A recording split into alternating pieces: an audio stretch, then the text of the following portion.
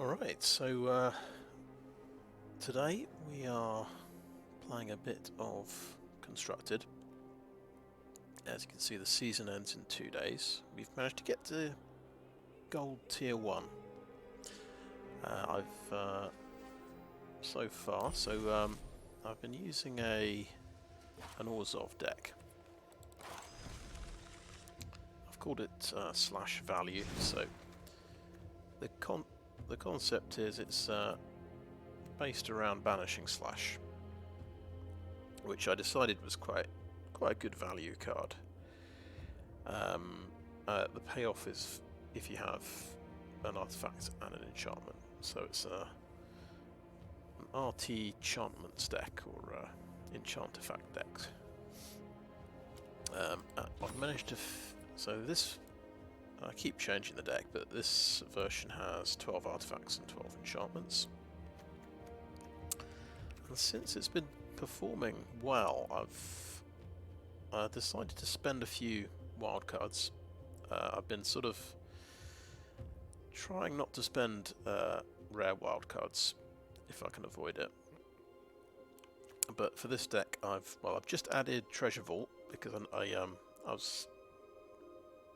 was looking through lands and things and noticed this is an artifact land, so that's absolutely perfect. And you can sack it to create treasure tokens, which will, as we'll see later, that could be quite important. I also I wildcarded a full set of Shattered Sanctums and Bright Climb Pathways, so between those two that's 6 wildcards and a 7th for the Treasure Vault. And I think I've managed to avoid spending any other rare wildcards, so things like Vanishing Verse, I think you get one of these in one of the pre-made decks, I believe. And the rest I've got a bunch of rares from drafts and things like that. I was lucky enough to get a wedding announcement from a draft, so that's in there. So yeah, it's just using some of the best enchantments and artifacts that I've got available, and just sort of value artifacts. So things like modest things like Varus Beetle, which just gives you value. Things like Spirited Companion. And I am using a full set of 4 banishing slashes, and I think I'm down to 3 Assassin's Ink. I usually tend to use 4 of these, but I've gone down to 3 in order to add Twisted Embrace, which I've decided is going to work quite well in the deck. And the reason for that, and the reason why treasure tokens work quite well, I'm playing 2 Spirit Sisters Call. So this, in your end step, you pick a permanent in your graveyard, and then you can sacrifice a permanent that shares a card type with a chosen card. So, of course, treasure tokens are artifacts. You can sack a treasure token to bring back an artifact from your graveyard. So maybe something like Reckoner Bankbuster is usually the best target if that's been blown up. But you can also do things like sack a Spirited Companion to bring back a Twisted Embrace and things like that. So it can be very useful indeed. I feel like I haven't really explored the full potential of this card yet. It's quite nice with lands because you get. I'm actually running 4 roadside reliquaries. I wasn't running any of these to begin with, and then I realised they're fantastic. So 2 mana to draw 2 cards most of the time is pretty good. So and you can bring, and you get the second bite of the cherry with Spirit Sisters Call, just by sacking a land and bringing it back. Yep. So that's basically the deck. And I'm tempted. I've earmarked 4 more rare wildcards that I could spend. So what I'd quite like would, I think, 2 creature lands would work quite well. The Hive of the Eye Tyrant. Let's just look that up for a second. My switch on, not collected. So I feel like it's probably time to wildcard my first one of these. And I mean, I could just get 2 of them, but I think I'd rather go for the Cave of the Frost Dragon. So I've got 1 black, 1 white creature, because then at least you've got a bit of a choice. If you've got both of them in the graveyard, you might want to bring back a flyer. And then the other 2 wildcards, I was simply going to get one of the most popular cards in the meta, which is the Meathook Massacre. I still don't have any of these, and that's actually a mythic rare. Not even yeah. So we got a fair number of mythic rare wildcards, but yeah, we don't like spending them if we can avoid it. But I think because it's an enchantment, and also because it's the sweeper part of it is an enter the battlefield effect, it actually works fantastically well for the deck. You can get the sweeper effect. I've actually got lots of cheap creatures in here, so I can. That's an alternative win con. When your creatures die, your opponent loses 1 life, and then it stays on the board. So then, of course, I can either use it to gain life, or sack it to Spirit Sister's Call and bring back another enchantment. So I feel like that would be a serious upgrade to the deck. So I could I'm thinking I'd just drop maybe a couple of Spirited Companions for that. At the moment, these feel like sort of placeholders. Maybe I'm not sure you really need 3 of them in the deck. Maybe it's always good to maybe have 1, but I'm not sure how good they are really. And I'm trying out just a common called Candle Trap. I sort of had a look through this card. I think I was looking through enchantments that can remove things. And the nice thing about this one, okay, you have to reach Coven, and I had to look up what that meant. It's you need 3 creatures with different levels of power, so sort of 3, 2, and 1, for example.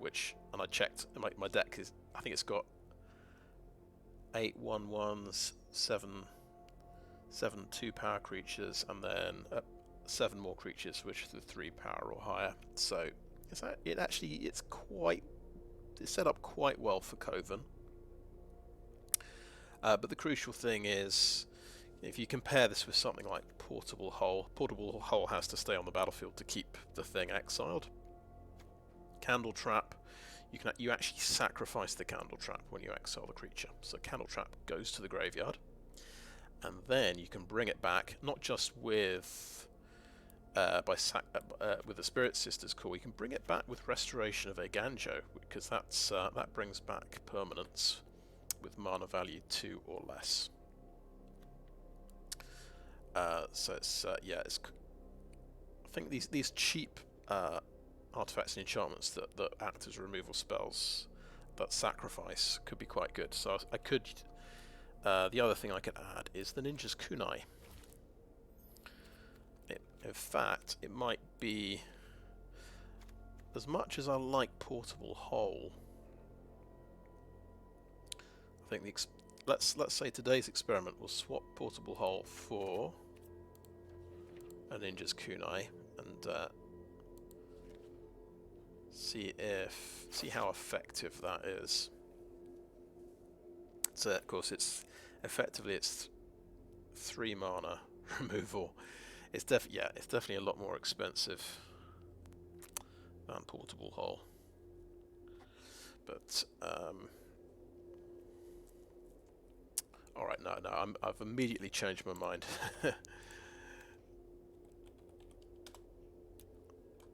Yeah, we need to do that. There we go. Let's we'll put the portable hole back in. It's fine.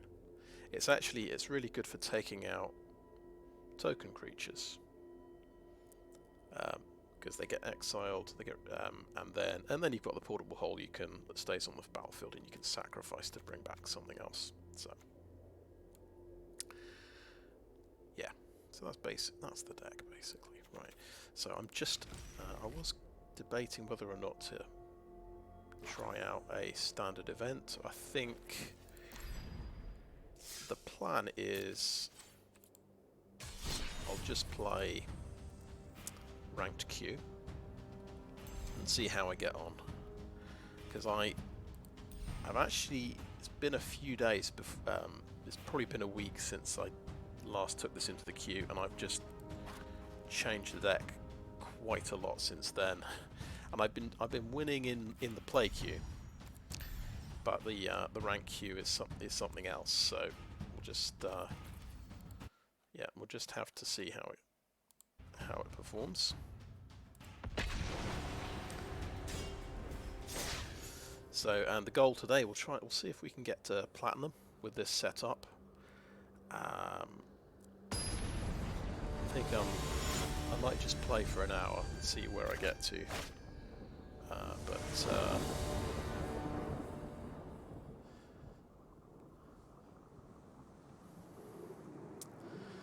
Okie doke. Oh yeah, and I should mention the biggest change in the deck that I made.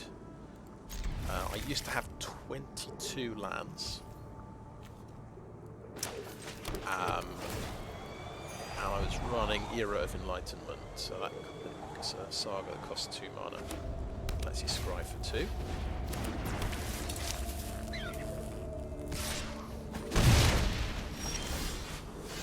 Right, let's go a fast start.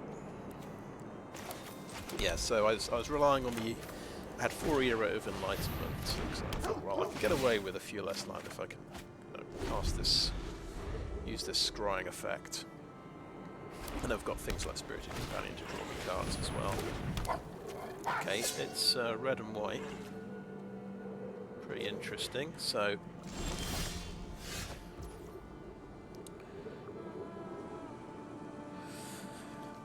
we could get. Yeah, I think we should play a wedding announcement.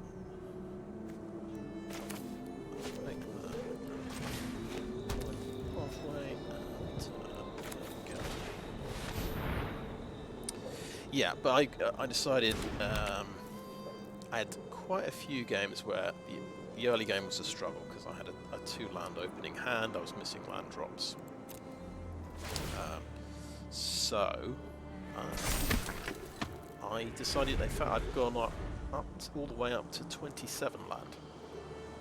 Now, this is a piece of advice from CGB, CovertGoBlue. So his suggestion is the way the shuffler works.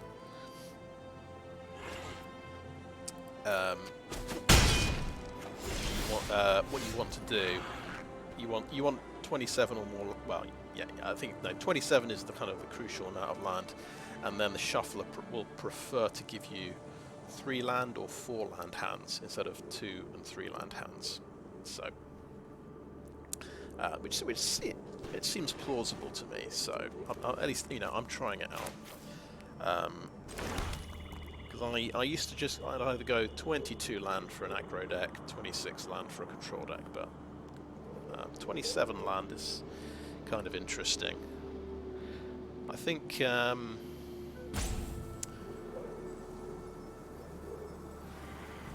going to attack with these 2. I want to draw an extra card, of course, from the wedding announcement, and we'll try the candle trap. This guy.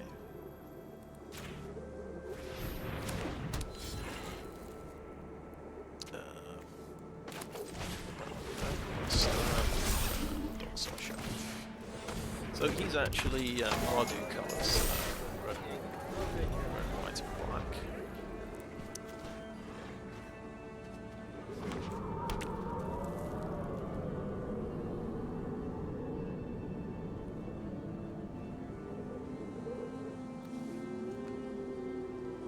So wonder what he's up to. I guess it's a samurai deck.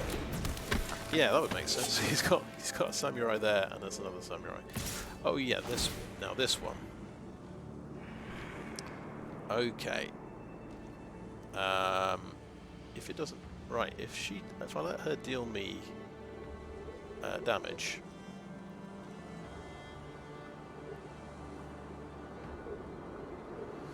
then but I just have to deal her damage in order to, or rather deal the opponent damage, then I can remove the indestructible counter, I think. So I'll do no blocks, take 3, I'll become indestructible.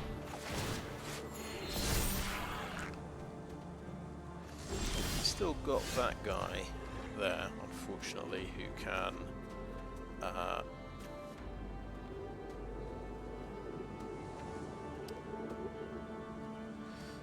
still make it indestructible. But let's...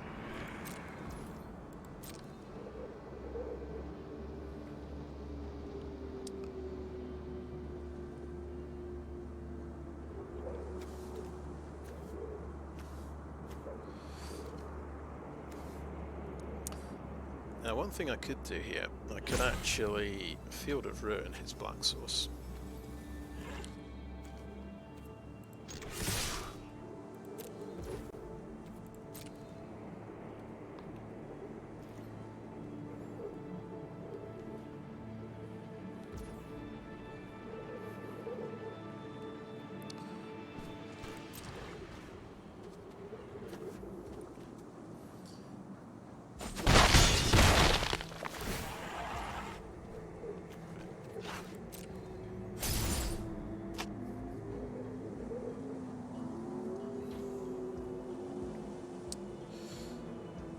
Right, do I banishing slash or not? It lets him sacrifice that. So that doesn't seem good.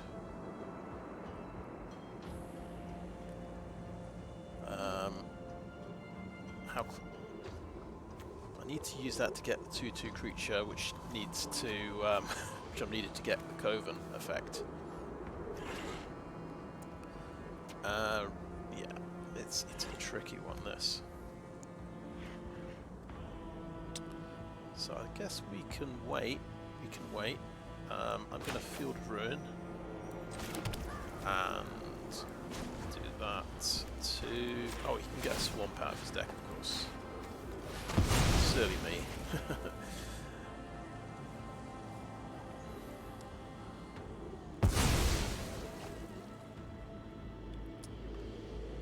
Right. Let's get... actually, we want a Swamp as well. Yeah, I'm not sure why I thought that would be a good idea. Because he's got swamps in his deck. But he's actually got a mountain. Interesting. And established we can't banishing. We don't want banishing slash.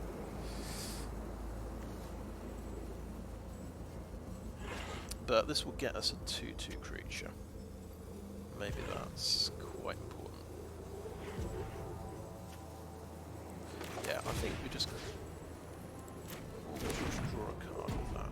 Okay, let's end the time. Very indecisive. I'm drawing a card with... Oh, interesting.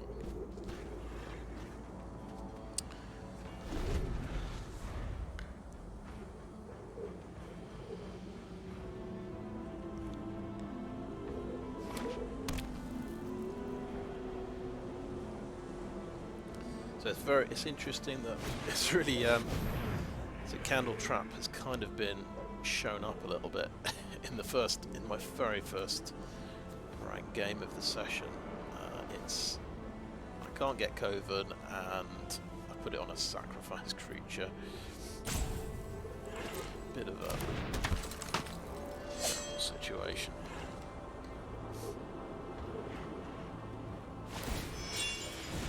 Okay.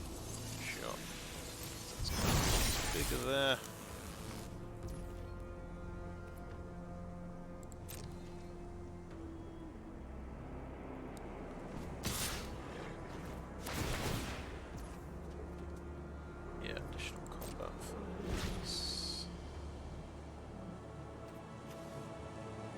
Okay.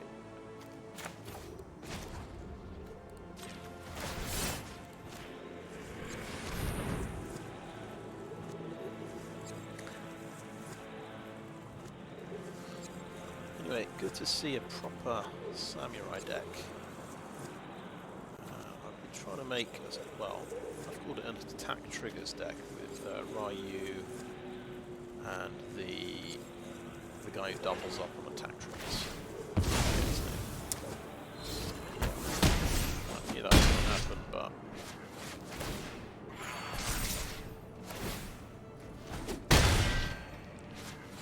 does she? She untaps again. That is unfortunate. Oh dear. Yeah, good combination.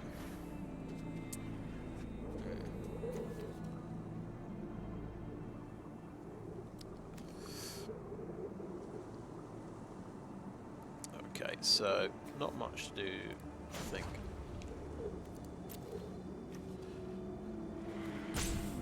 Indestructible haste, and I'm getting hit walloped twice a turn by it.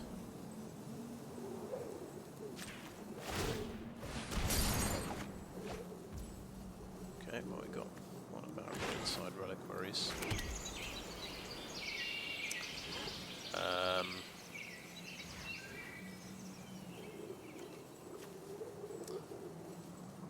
Suppose we could actually. Interesting. I've just seen it now. Banishing slash the rabbit battery.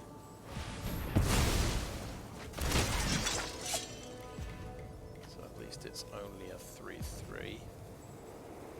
I could attack with everything and have this as a blocker.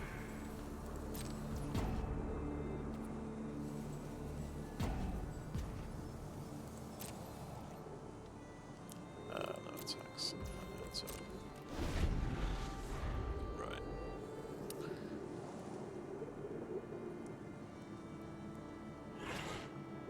So yeah, pretty silly idea, I guess. A bit of a panic, putting Candle Trap on something he can sacrifice very easily for no mana.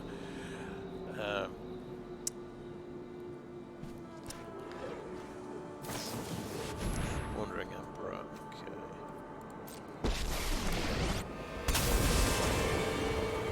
I've learned much during my travels.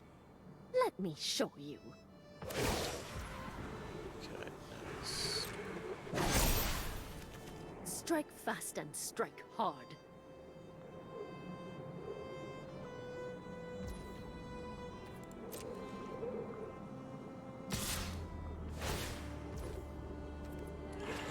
Okay. So, first jump blocker. Doesn't have trample. Cool. So, sacrifice that with Dockside Chef.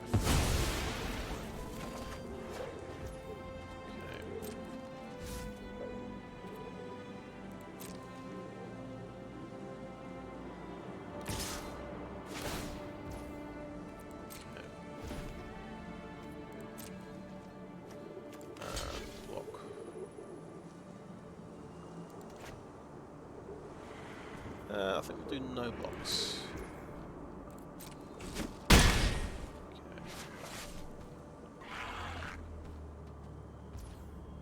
Okay, over to mines.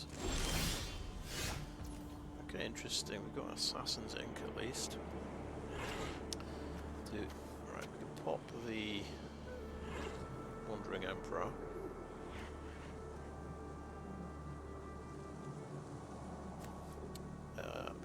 Ryu.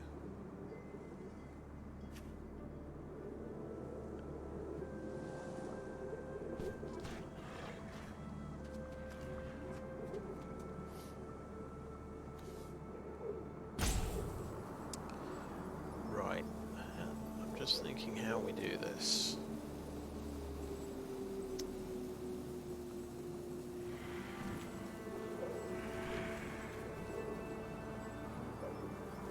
We can play that for wine mark.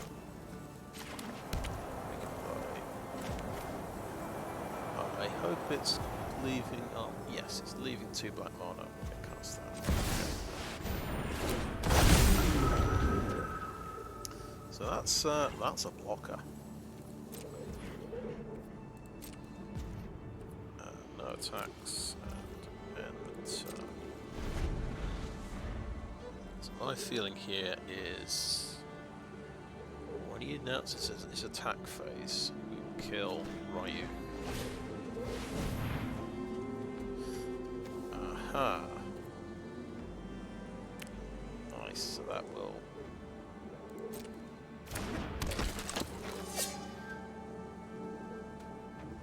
pump the Zona. Okay, that was a pump Zona. Show them how we greet our enemies. Yeah, here we go. Assassin's Ink on Ryu. He might have a second one in his hand, and that means he can't play it before his attack.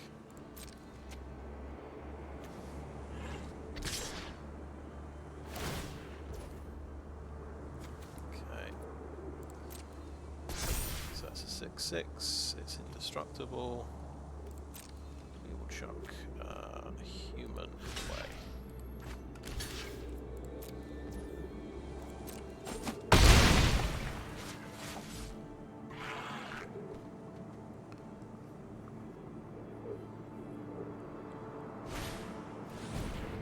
Okay.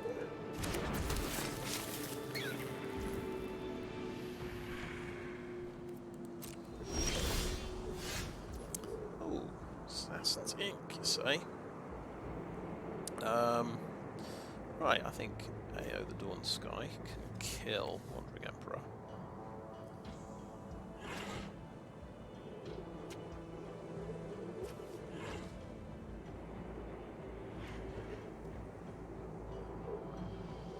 Oh.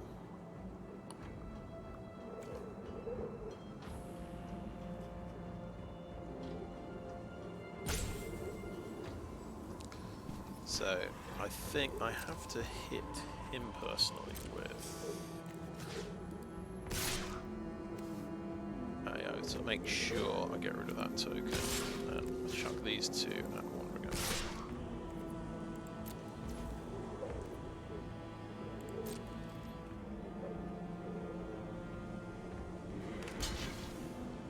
Okay.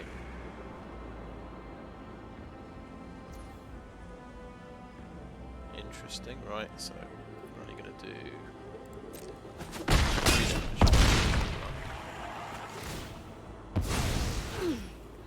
Big mistake. Okay, cool. Scoured Barrens comes out.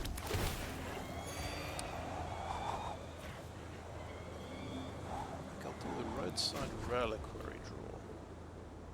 And that still leaves me 4 mana up, which should be...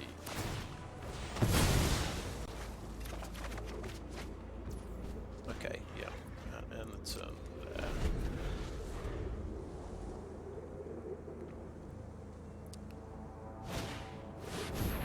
Ryu's Storm's Edge again, so... Okay. Let that resolve.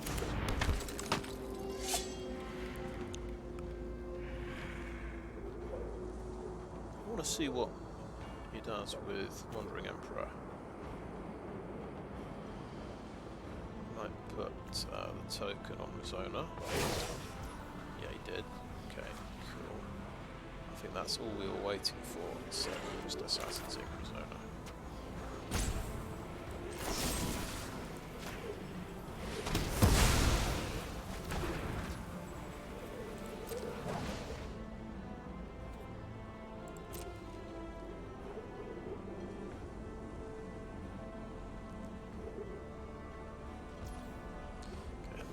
Still 2 to draw if backlist. Oh, another reliquary. Nice. We can either even get rid of this last card.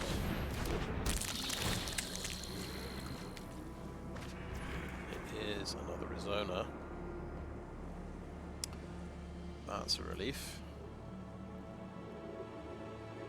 He's got a first striker there who will kill my guys. Could roadside reliquary and draw 2 more cards. Or I could build up a bit more mana.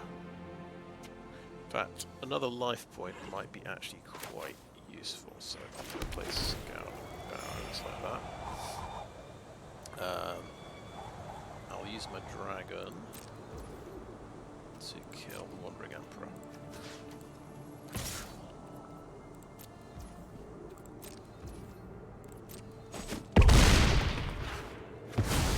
I still have much to learn. So.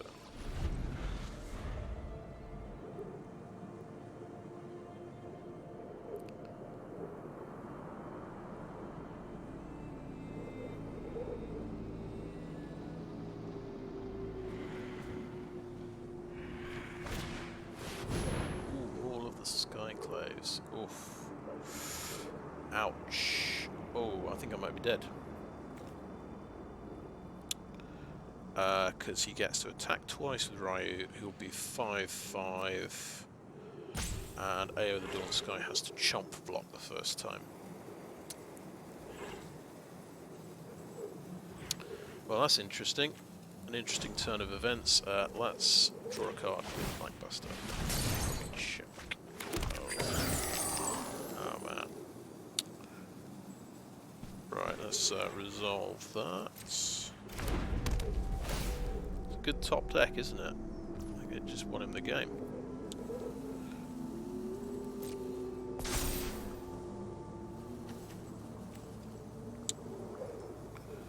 Right, class 2 attackers.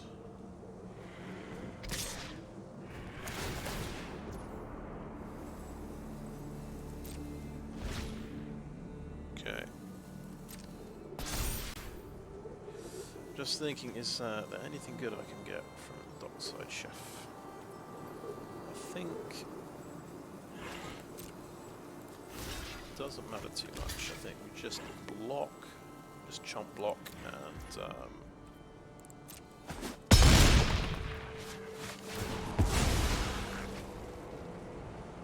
look for what we can get in the top 7 cards. Portable hold doesn't quite work, unfortunately, because it's cost 3. Oh well. Well, my deck is getting quite a good run out, I suppose.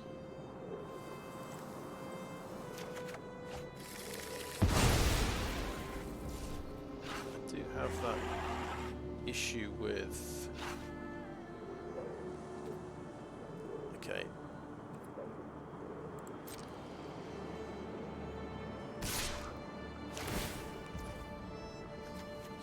Right, so there's a long shot here. If I sacrifice something, get a card, I could get an Assassin's Ink. Oh, it's a banishing slash, it's a sorcery speed. Alright, good game.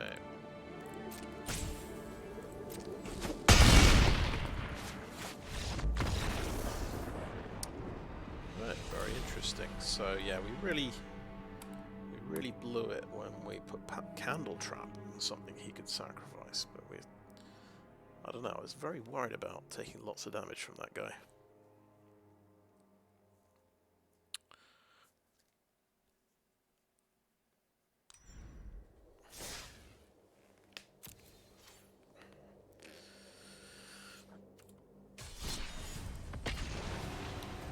But that game gives me some confidence in my deck. It can definitely do some good things. It's got a few weaknesses.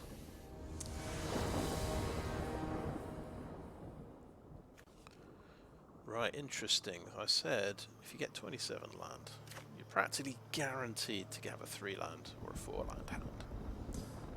But it's does not happen 100% of the time. But we do have Spirited Companion to draw an extra card, so that's nice. And we're on the draw. That's interesting. I've got this idea that we actually start Field of Ruin in case we draw the plains next turn, and then we know we need the swamp side of that.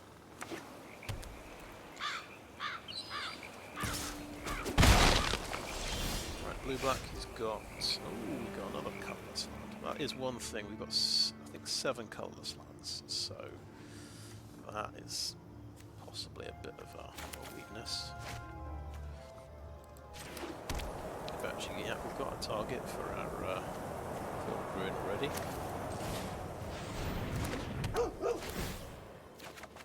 Okay. So I think we don't block with this guy. Oh, so yeah, zombie deck. Yeah, we've seen this before. No blocks. Cool, like it's doing its thing. Okay. Now, if I do a colourless land, I can Field of Ruin that and bring a swamp out.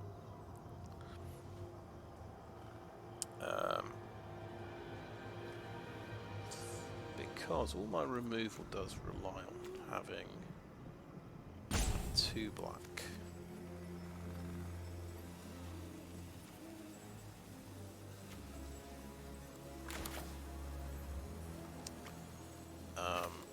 So we have a slightly awkward open up, I guess. But let's take that out before it becomes an issue, I guess.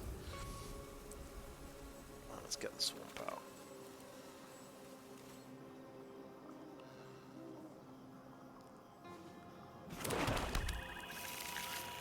Okay, I'll do attacks.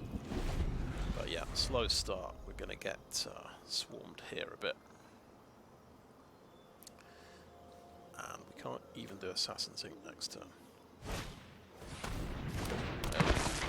That's one of the nasty ones.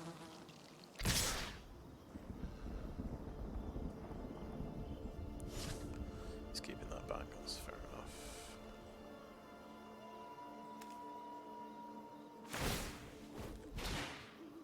No blocks. And that, yeah, another one, and that will be.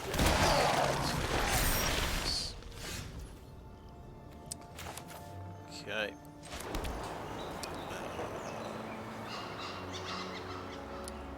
Start playing Virus Beetles, I think.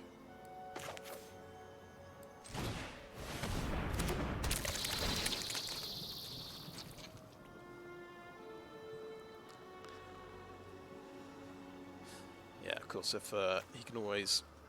If I do block the Gust, he can always kill my other creature. So that's... Can't really block. Oh, he's even got Unhallowed Phalanx in his deck. That's impressive.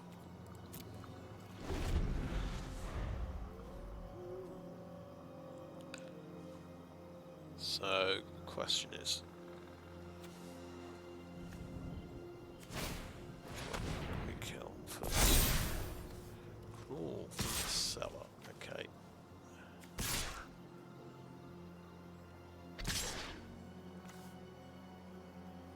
No, can't really block anything. It's a disaster. Okay, no blocks.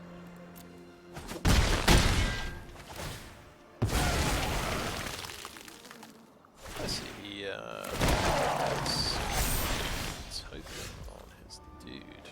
Yes. Alright.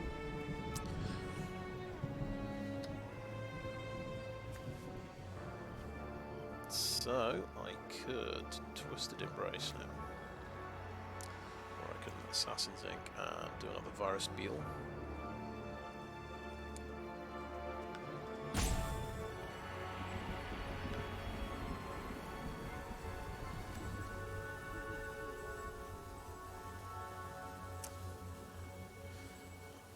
Oh wait, no, I can. I've got. What am I talking about? I've actually got banishing slash.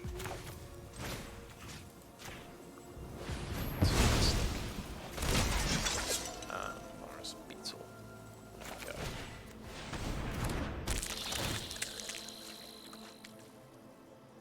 Interesting. So he has missed a land drop, which helps a little bit.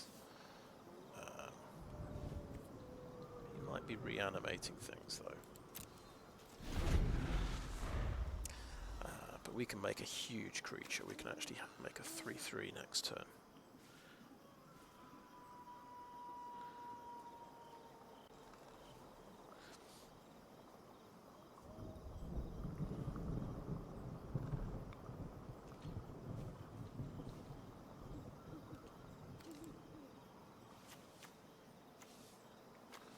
So it is 4 mana to flash that back.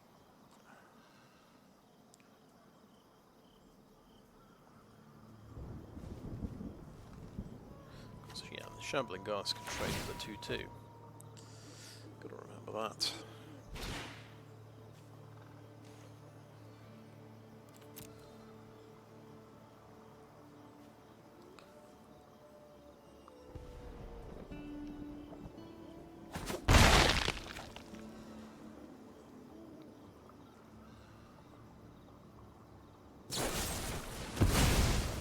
Dispute to sack that, get his 3rd land and a treasure.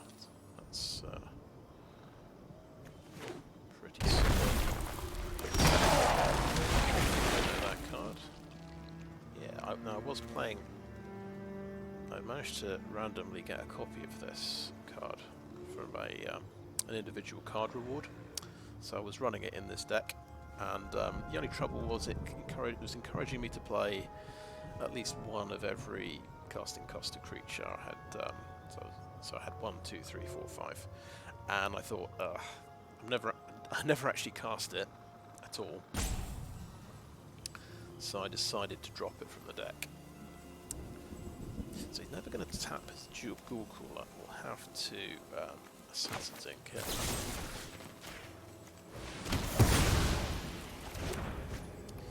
Why did I do that? The whole plan was I was going to do Twisted Embrace, wasn't it? Silly me. Anyway, I've got enough mana to do Backbuster. So.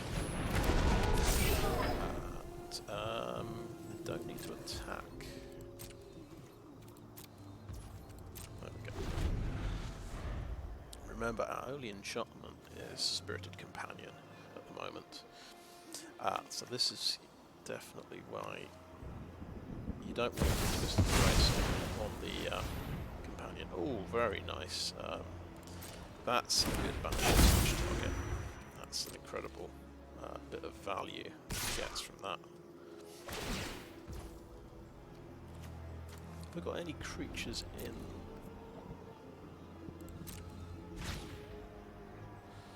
the graveyard? Okay, I think I'll say no box. Oh, yeah, I could have crewed my bank buster and blocked it. But no. Silly me, yeah. Yeah. Okay, yeah, my turn. Okay, we've got Banishing Slash.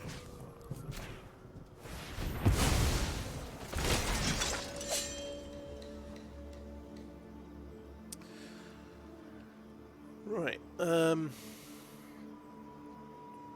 I think probably time to swing in with everything.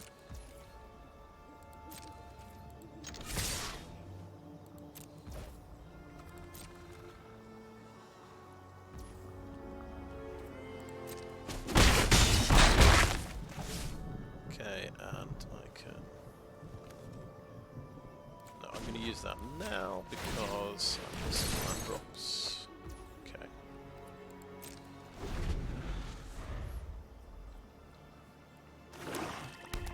That's right, this was a 2-lander, wasn't it?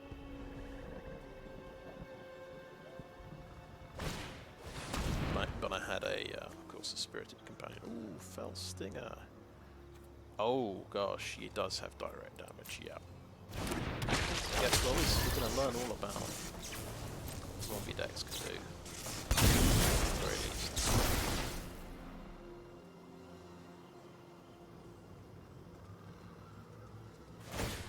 Oh no, okay, yeah, fair enough.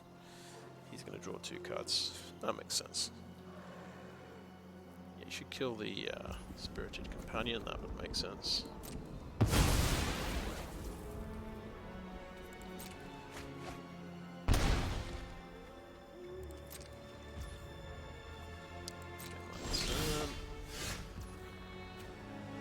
I guess I need another enchantment, so we will do this now. Take out this blocker.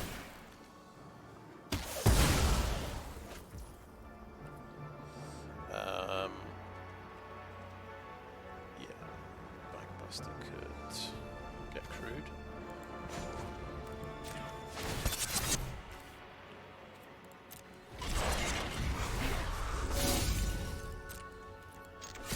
Extra damage.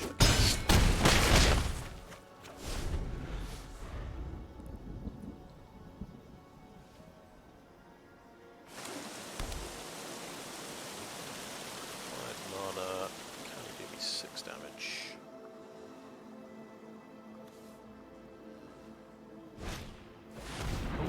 Oh.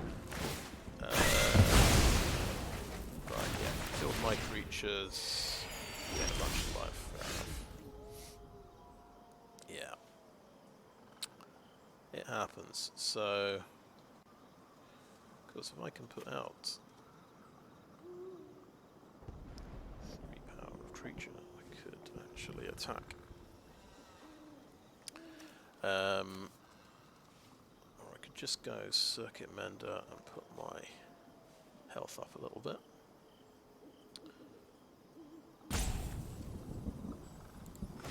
I'm going to draw a card. Yes, we drew a land. And then we can do Circuit Mender.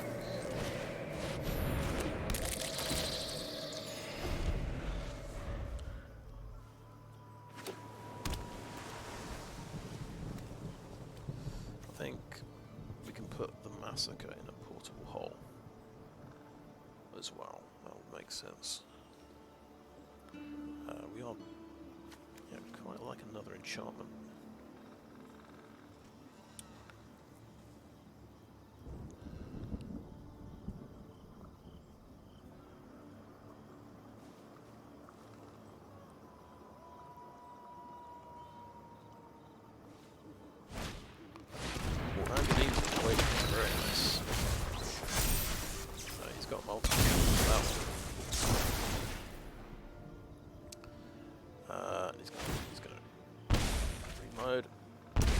Cards.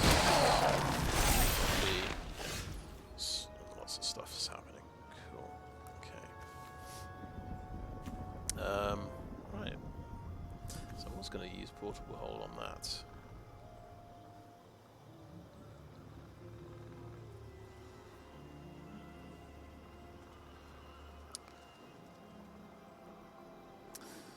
Okay, well, let's play a land.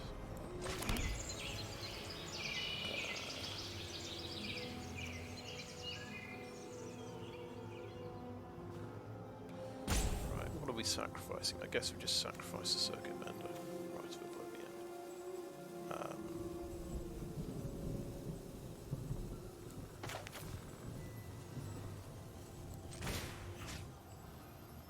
Champion the Parachute Emblem. Let's see again.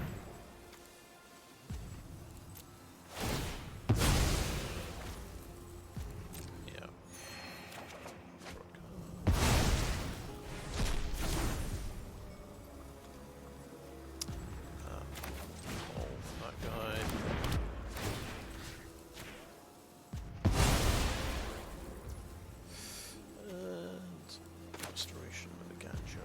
Oh wait, no, we've got another Circuit Mender who can actually just pop this guy. Keep my life, keep myself healthy.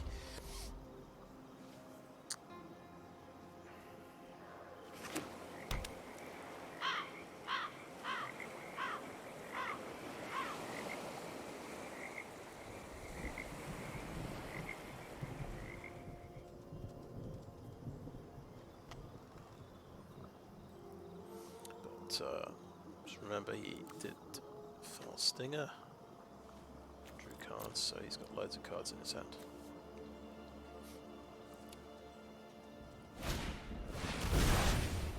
Right, so yeah, he's brought back another Fell Stinger, so just more things. Could have attacked.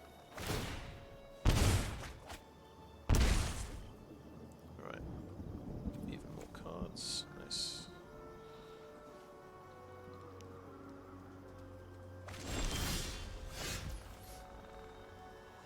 Okay.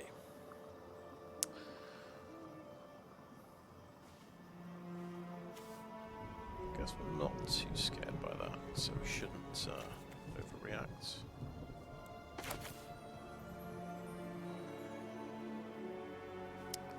Yeah, I think it's time for this guy.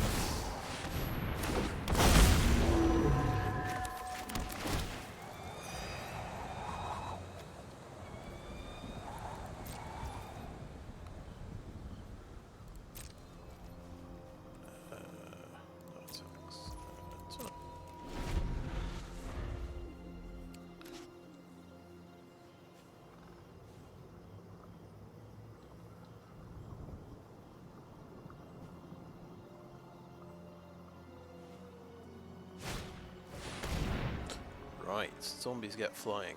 Sweet.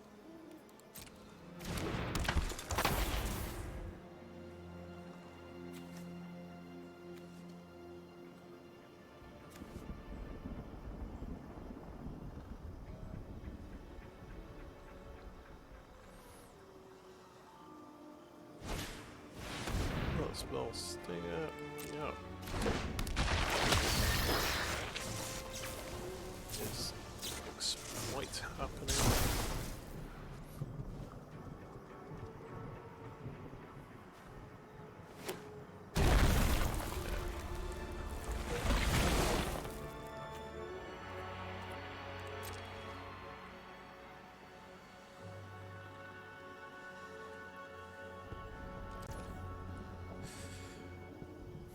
Yep, pretty interesting.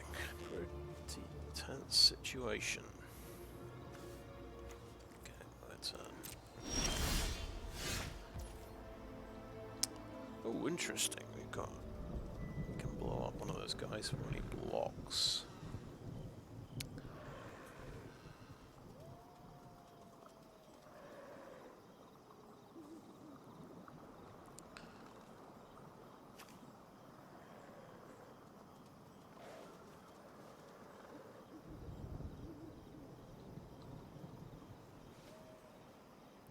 Hang on, what am I talking about? What am I talking about?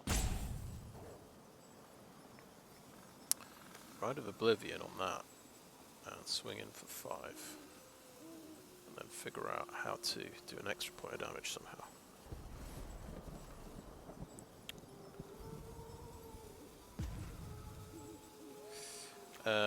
Yeah, let's do that.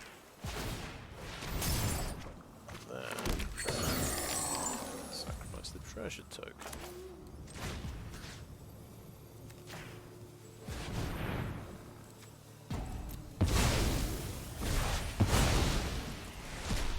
Sweet. Okay, next combat.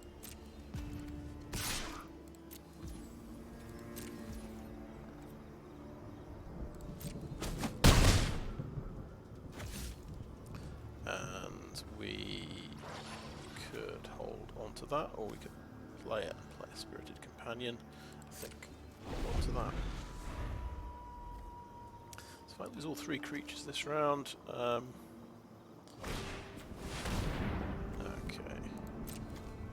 So another one.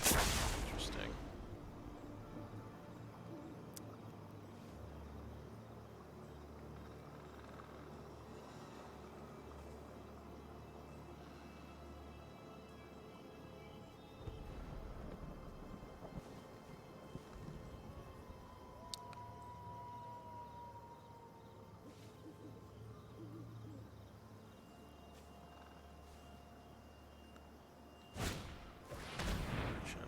Perished. He's got quite a lot of blockers. Okay.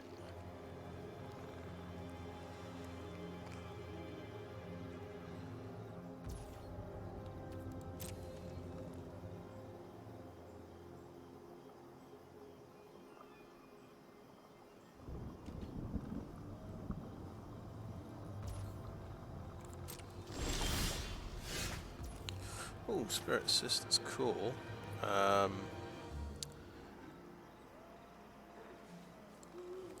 Right. Thinking, Spirited Companion and Spirit Sister's cool is what we want. Then we bring back Twisted Embrace. And blow up Geralf. So we don't attack this turn. 5, 6, 7, 10, 3. Yeah. Okay, I think.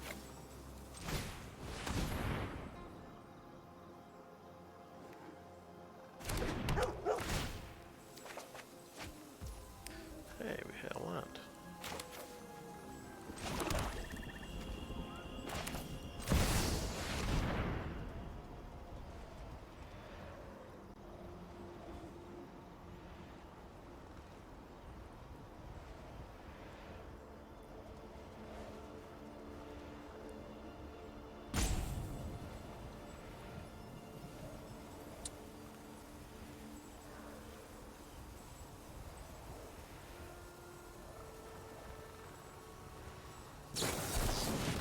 Oh, really?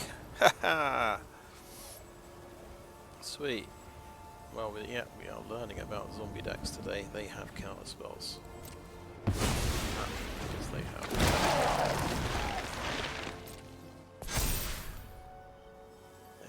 They have blue in them. That's what the blue is for. Okay.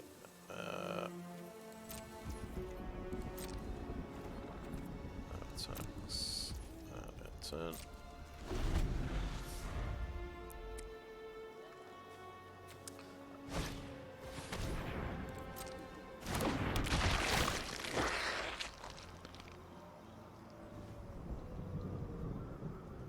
Okay.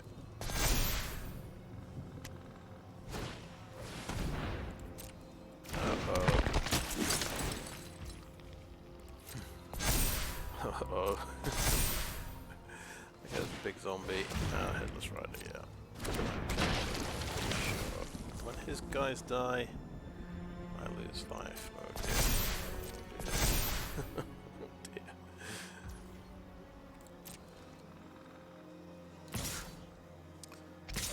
Okay. Right. Sure. He's gonna swing for 11. Okay, yeah. Turns out that was a pretty crucial counterspell. Nice. Fast blockers. Block there. That's about the best I can do.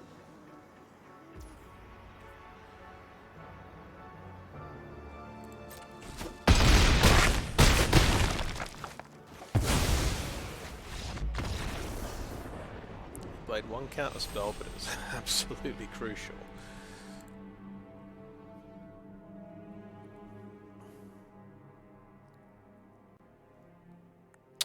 If I'd gone Spirit Sister's Call first, would I have had 4 mana to pay for the counter spell? I think that's what I think that's the idea. It was like a 4-point power sink.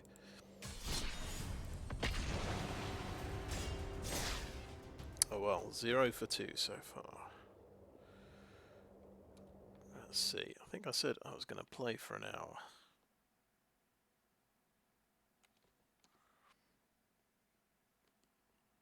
And that is about an hour actually. There's been long games. I'll play one more game, I think. I might go back to the drawing board at this rate. But I think I've also... Again, right? 27 land, I get a 2-land hand. But if we get a 3rd land, we've got Restoration of Eiganjo. So we will keep this one.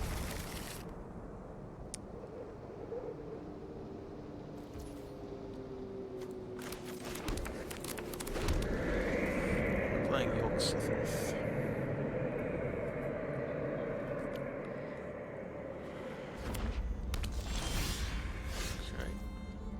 I'm very, very happy.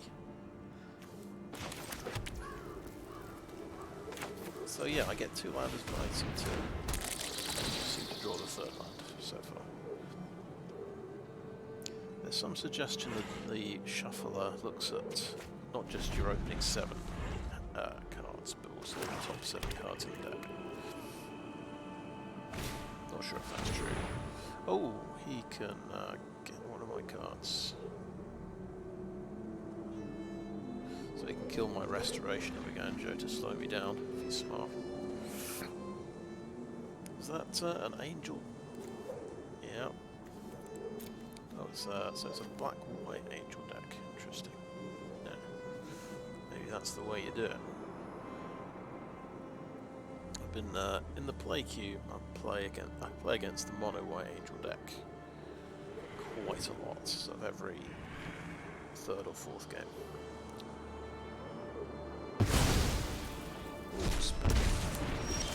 Sister's Call is gone. Right, now we could really pressure him with Nezumi Prowler.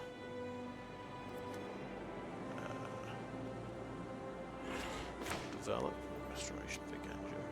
Suppose we got a 3rd one. I think he doesn't know about Nezumi Prowler. He knows about this.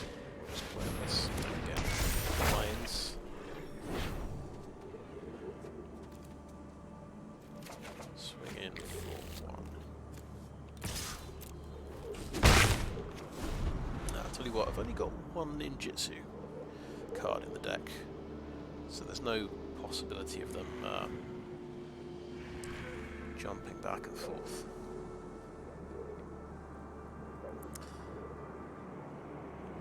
So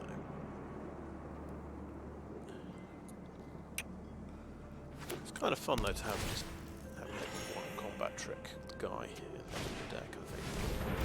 Alright, okay. Maybe he's gone for a similar deck as me.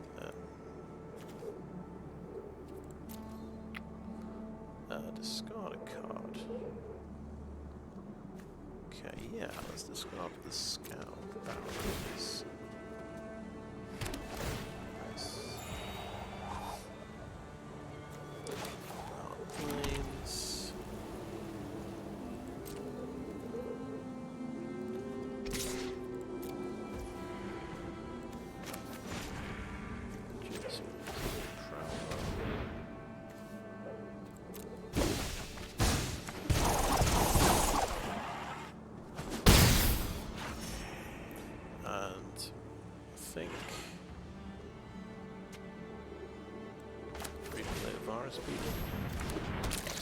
I could portable hold this, but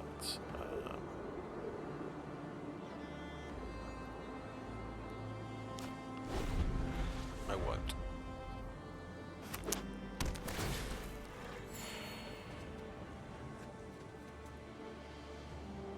I'll let him choose whether he wants to draw a card or play a card. Soul transfer, okay.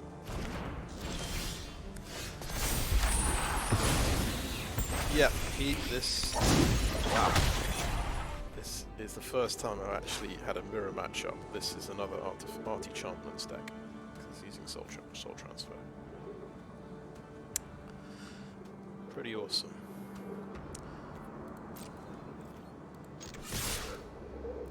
He's gone for the life gain angle and righties. Well, portable hold seems designed for we don't want him drawing any cards. He might have a sweeper, but this guy places himself to get swept, so that's fine.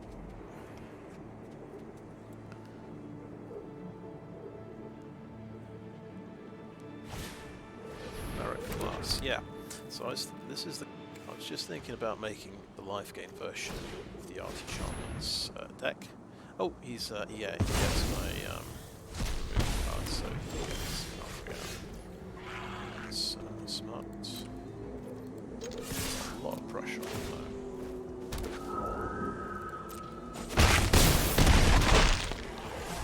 Just play that. Start spraying.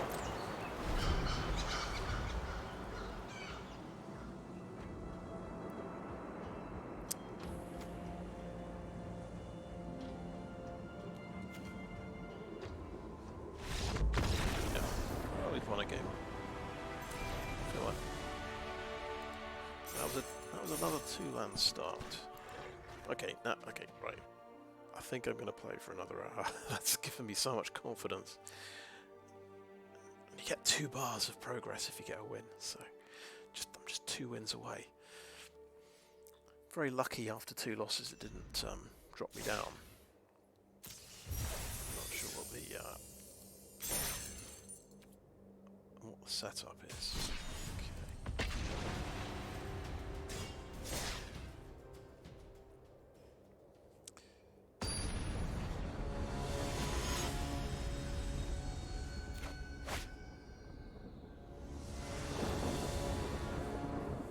It's fair to say he had a bit of a slow start there. I think he played a Wreck and a Bankbuster.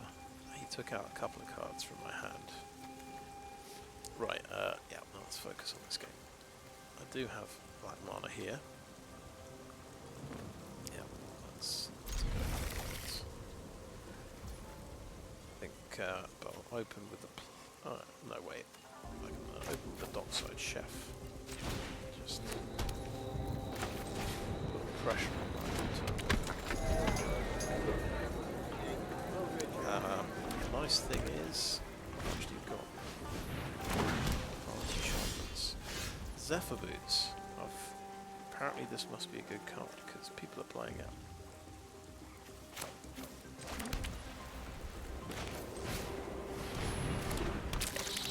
It's the second player I've seen using this recently. But yeah, there's a quick way of getting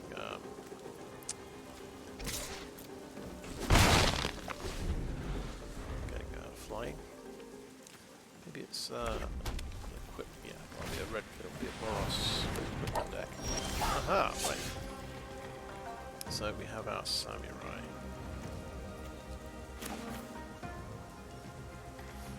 And we could reliquary and draw 2, but kind of puts us behind on land. That's the only problem.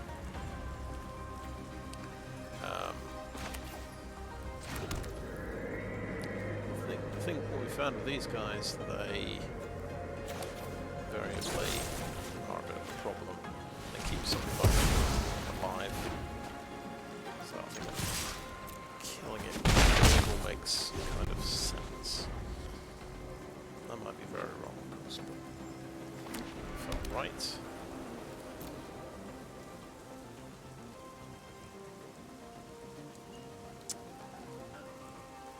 I can get this on. So I wouldn't be able to kill this guy. Anyway. Doesn't matter.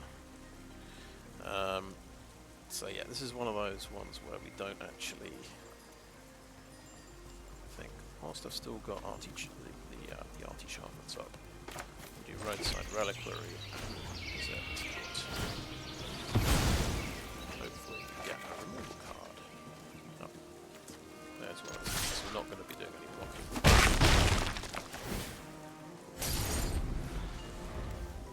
But yeah, that's pretty good, isn't it? 3/3 haste for 3. It's actually the card I'm missing in my samurai deck. Nice, yeah. So just load up everything.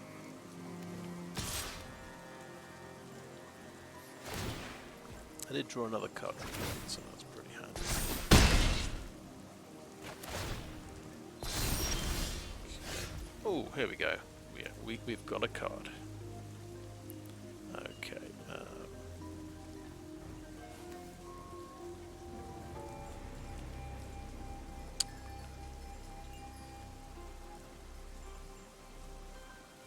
And yeah, we can play Field of Ruin. I think I actually want to sacrifice my Spirited Companion.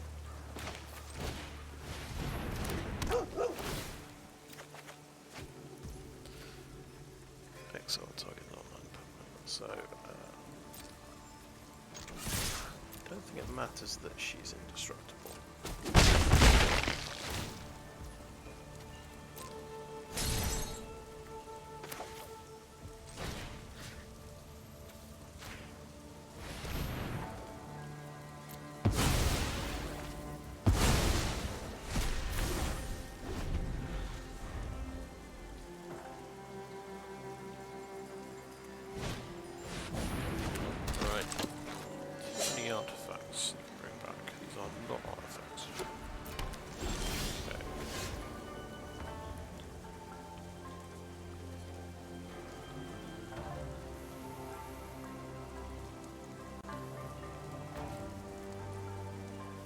So we bring back the Spirit Sisters Core. We can start sacking lands.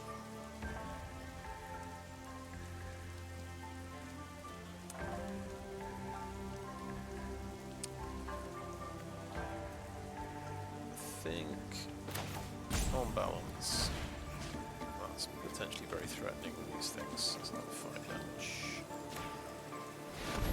And I'll get rid of my virus beetle.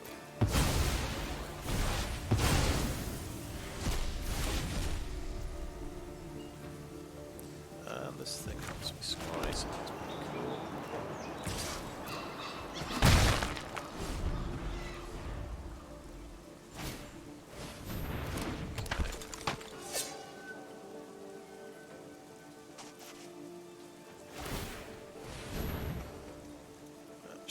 Technically, I think, yep, the mistake I made there. I killed the dockside chef. I could actually play an enchantment, and then I still have I still have artifact and enchantment in play. So, and I can bring back roadside reliquary with Spirit Sisters Core, so which will allow me to draw 2 cards instead of 1 card.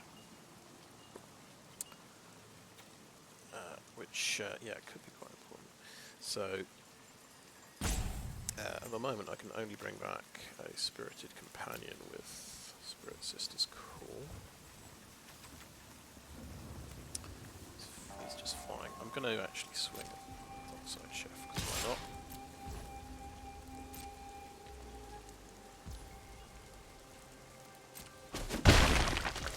And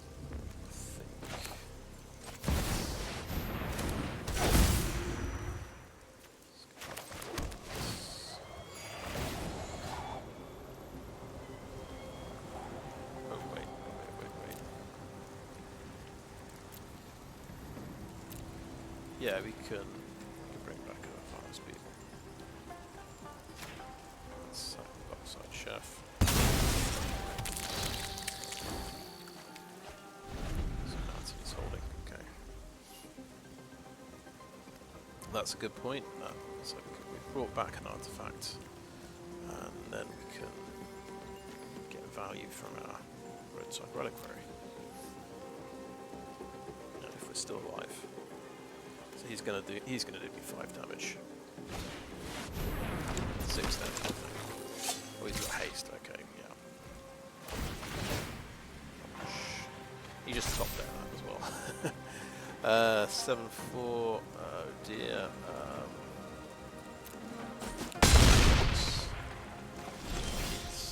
Oh, there we go. Candle Trap. That can... oh god, so that adds 2. That adds 2. That adds 1. So he's going to do me 7 damage. But that guy... yeah, we need 2 removal spells, unfortunately. These Zephyr Boots are definitely doing the job.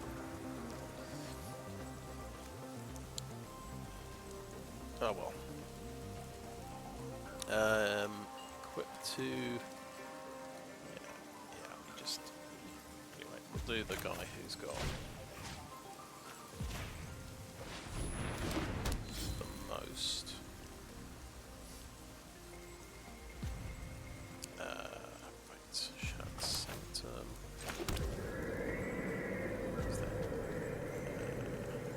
Yeah, if we sack this guy for Spirited Companion.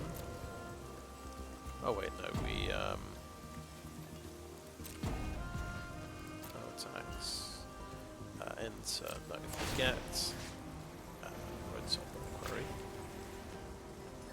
sack, maybe Scoured Barrens, and then we can sack that. Get 2 cards. Oh, we're just too late. We got a sorcery speed thing. That's a shame.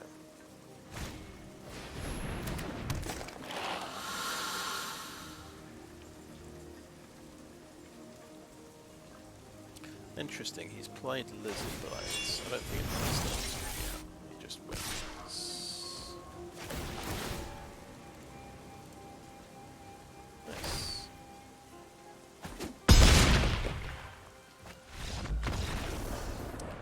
Yeah, so I guess it's a built-in weakness that with this kind of strategy, a lot of your removal is sorcery speed, because it's using permanents, like you're using enchantments in a lot of enchantments and artifacts, and unfortunately banishing slash is sorcery speed as well. So my out there was, I think, Vanishing Verse. I've got one Vanishing Verse, and Assassin's Ink. I think I've had 3 games in a row where I've had an opening. Oh no, actually no, I had 4 land in the opening hand there.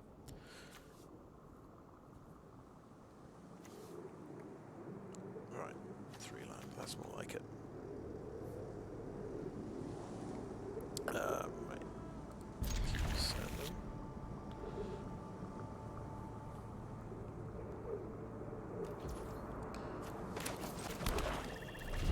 So, double white, we've got enchantments and artifacts, that's good. Play with this one so we can play a bank custom turn 2.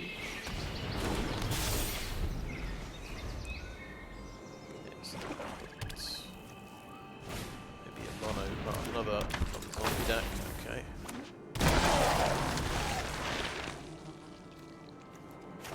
We love a zombie deck. How about we play a Circuit Mender as a blocker?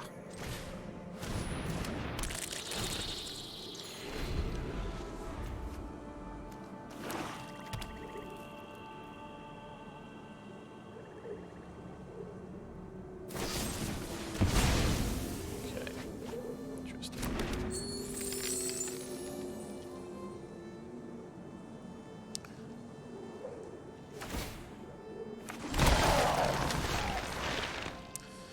Okay, tap land and maybe wedding announcement. Might be good.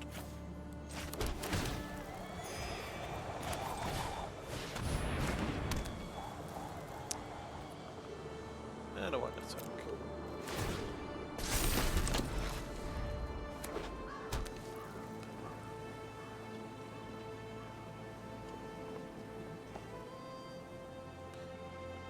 I was thinking, yeah, definitely. There's a wolf. Okay, fair enough. Oh, yeah, she only costs 5. But she costs 6. You require my aid. Aren't I generous? Right, these things have menace and reach. Great.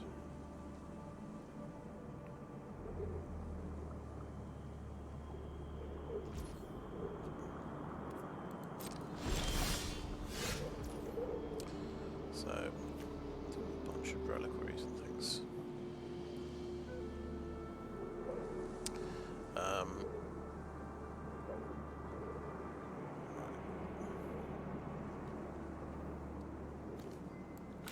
That's one out. So, play another Circuit Mender as a blocker. And start drawing cards off the bank this time. Seems reasonable.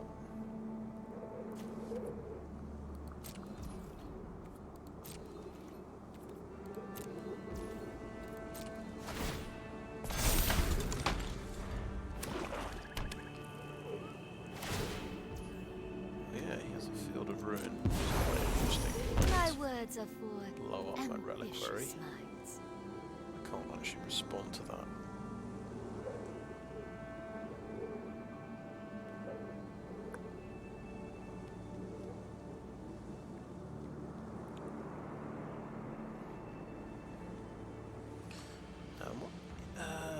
Oh right, when a creature creature you control dies, you get loyalty counter, of course, that's how that works. So that makes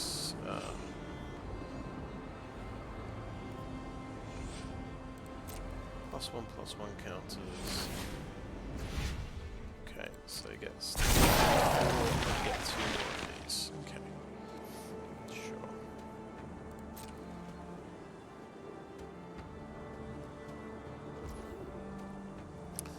Well, good news is my creatures survive until the 3rd step of Wake, so that's definitely something pretty good. Pretty cool.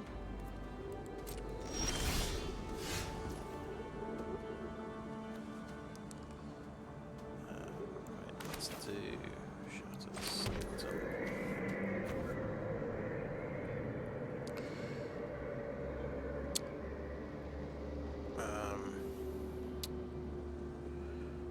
So I'm thinking we want to use the roadside reliquary before we blows up the field of ruins, so maybe I can't tap out for Spirit Sister's Call. Actually don't have anything to bring back with it either.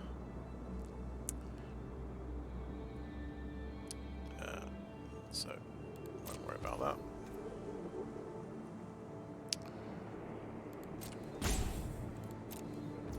And there we go.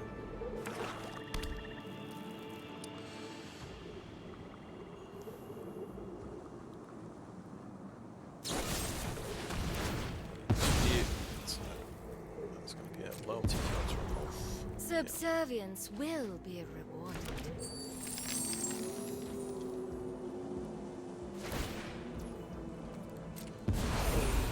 Go, my children. I think this is where my decision to drop an Assassin's Ink from the deck starts to feel quite bad. If anything, I think I should drop a Banishing Slash. Okay, he's attacking with that. So spot with a Circuit Mender. See if there's a way of that you can kill my dude.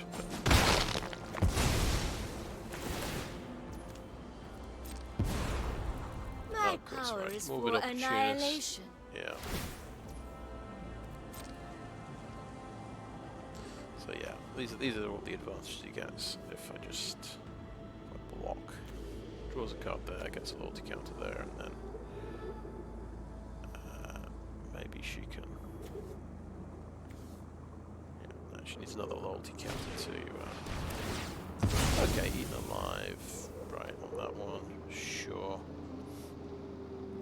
I don't think I have anything clever I can do in response. Ooh, well no, I don't really want to activate the regular stuff. I will get what I want. Okay. That is an exile as well.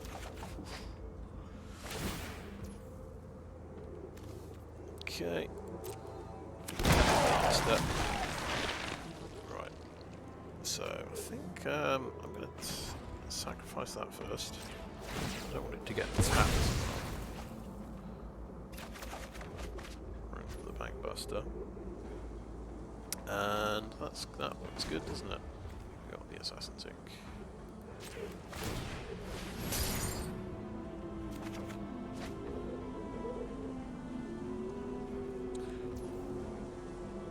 Okay, my turn.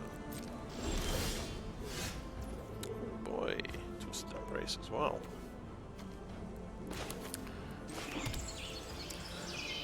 Okay, so this is a pretty serious draw engine right here.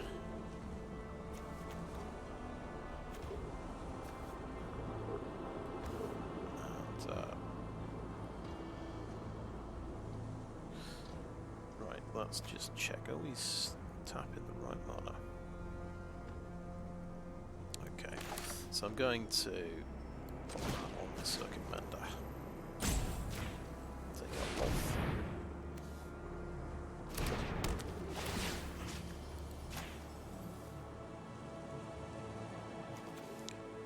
Yeah, it's just like a creature, so traitors! I did do that All of you! the right way round. I guess this is instant, so I can hold up mana for it.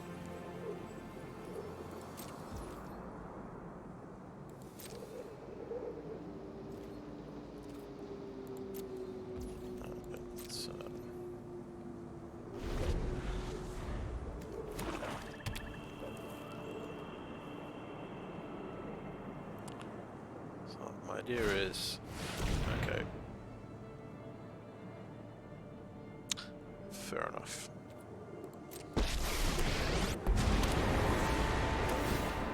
My children drench their hands in the blood of my enemies. Aren't I the generous one?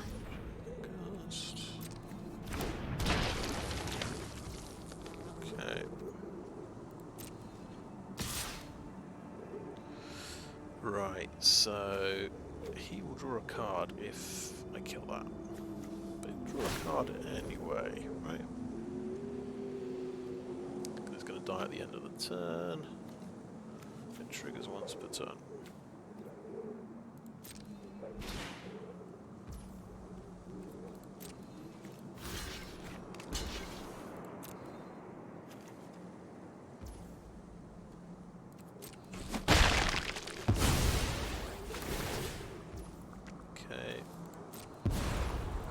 Do what I demand. Oh, yeah, no, I blew it there. Oh, no, she doesn't draw your card, she just gets a loyalty counter. I'm thinking of the other Black Planeswalker. Okay, I'm going to assassinate now.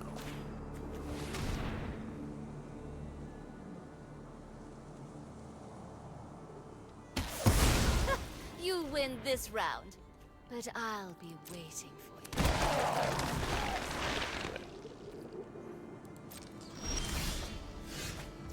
It's definitely a grind. Okay, so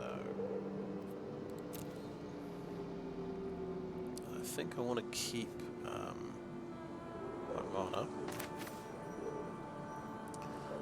I will go for white mana with this.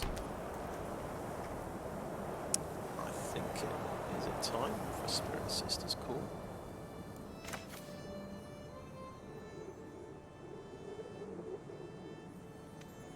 Right, so we're scared about losing the reliquary, aren't we? That's what I'm thinking about. Forest Beetle doesn't do much at the moment. So what can we bring back? Roadside reliquary is what we can bring back. Okay, I want to do restoration, definitely.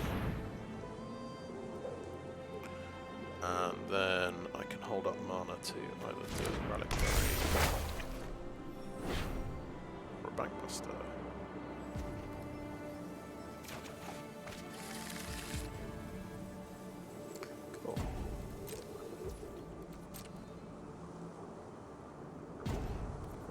Attacks.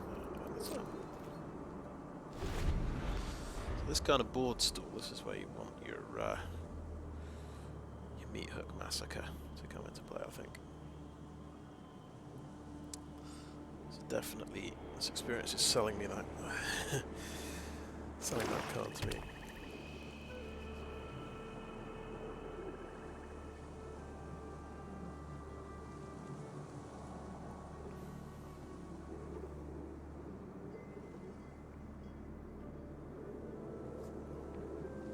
Oh yeah, the second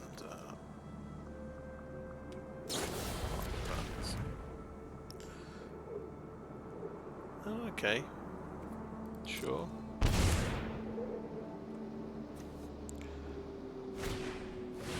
Oh, Meat Hook Massacre, yeah. X equals 5. Well, should have seen that coming, shouldn't I? If there's anything clever I can do there in response. I think That's going to hurt me quite a bit. Definitely so dependent on truly.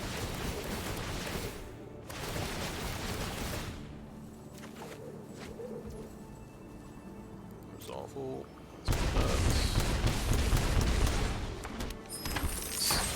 Solid 9 damage. I don't feel too bad about that at all, to be honest, though. It does simplify things quite a lot. Now I can draw with my bank buster, and it's the pilot. Looking, which is lucky. It probably means he's got another one in his hand, but fair enough. My turn. Do I have anything I can do? No, my turn.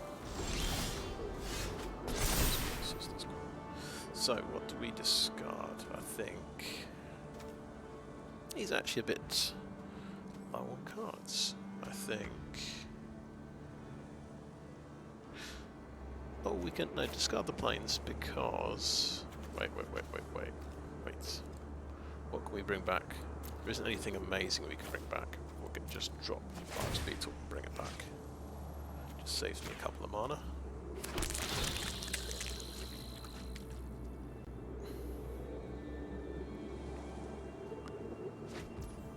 He had a space one. So this feels like the right time to play Spirit Sisters.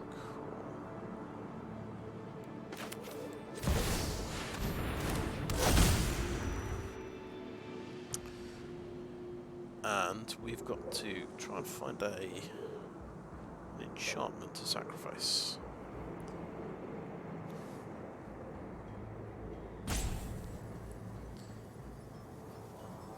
Yeah, because we want to bring back Twisted Embrace, which seems reasonable.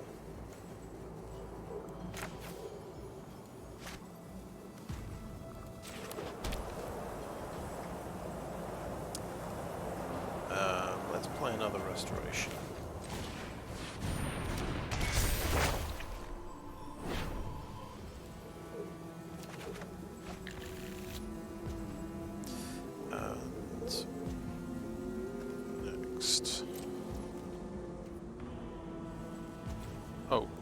Let's crew that. Yes, do that. Boom. Yeah. 5 damage. Good. Good. Right, we're going to try this. Twisted Embrace, and let's sacrifice something. Oh, sacrifice Spirit Sisters. Cool.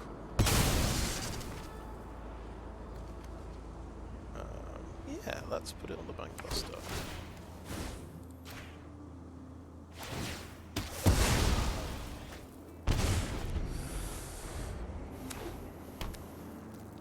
Oh, the hostile.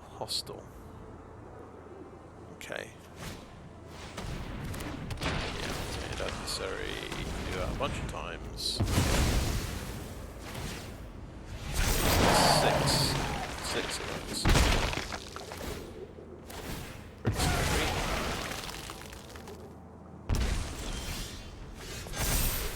Okay. He's got 12 mana. I think this bank buster. Yeah. Just drop this bank buster. Put it out.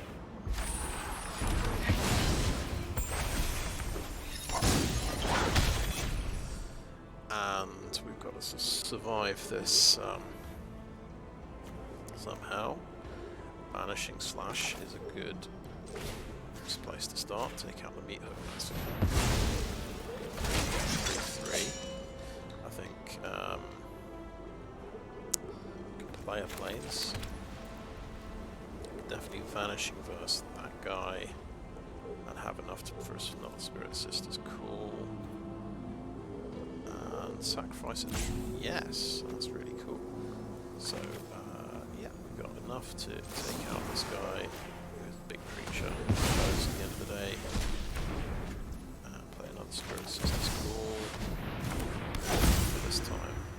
Next to. Oh, are we going to go aggressive? Yeah. Yes, I think so. Can't take many more hits like this.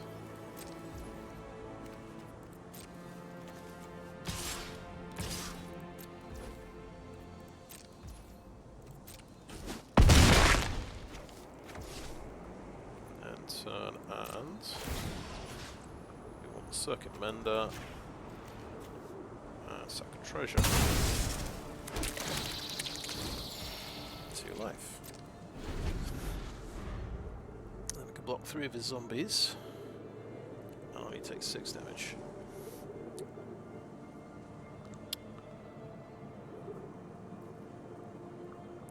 And he might just have another Meat Hook Massacre in his hand. Yeah. 4, 5. Okay. Sure.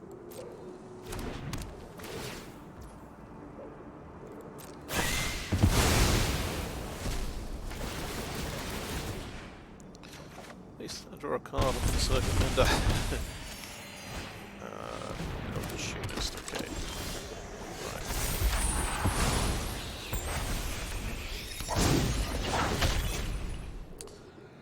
Right. Right. So that should be a 6/6, shouldn't it? We can banishing slash first of all.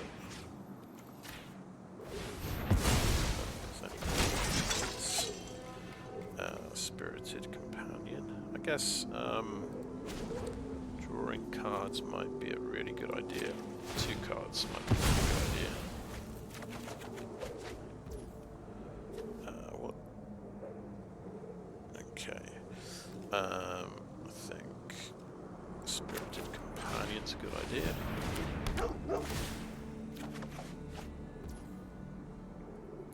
Okay. We've got another roadside reliquary. Let's do that. And we can actually... I think we can... Let's just see what we've got. Anything really nice here that we can do.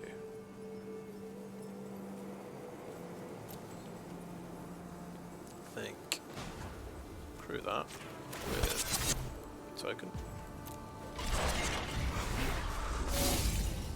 Let's crew that with token. 11 damage. So he has to block with the Opportunist.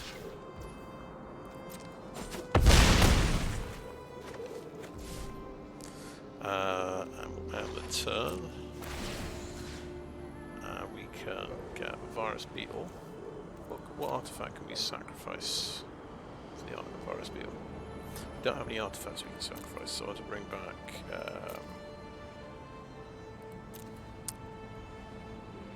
Restoration of Eiganjo and sack. Get the last planes. Yeah, there is one more planes. Nice. Okay.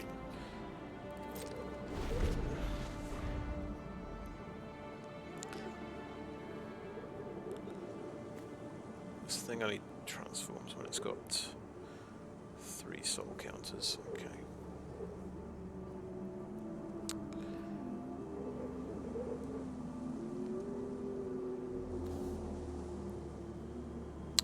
Now, I wonder if it loses that little bit of blue text when it transforms.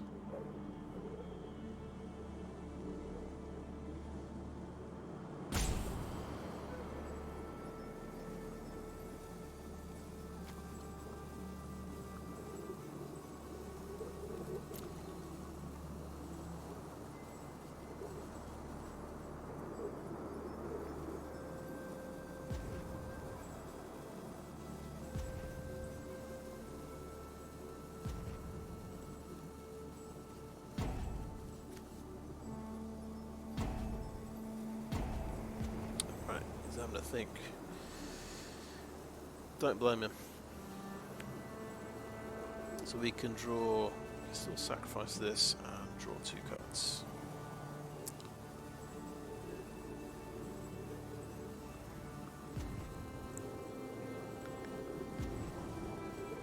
But yes, I think we maybe found the sweet spot.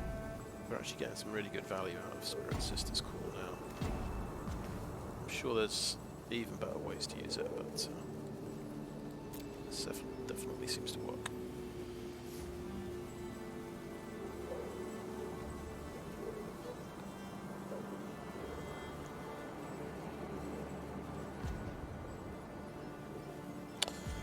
He's got Meathook Massacre number 3. Then that will stop me for a bit.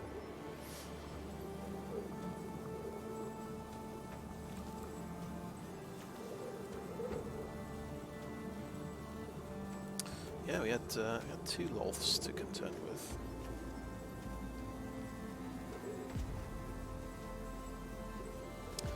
Yeah, Eaten Alive is definitely a nice card. So that's another one of these exile cards. There's so many of them.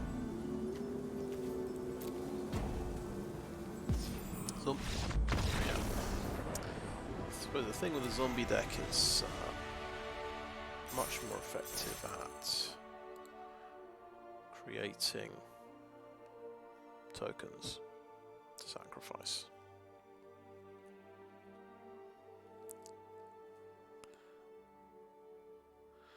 I don't have anything like the Ghoul Caller in my deck.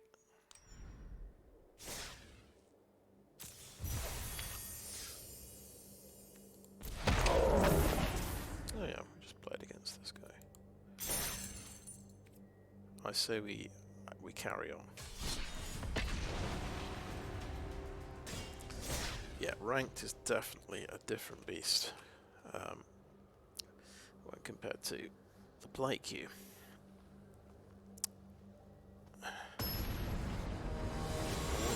I was concerned. Oops.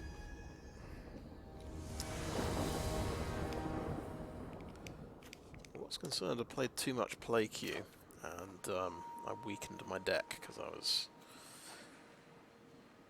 I was altering it based on the play queue matter.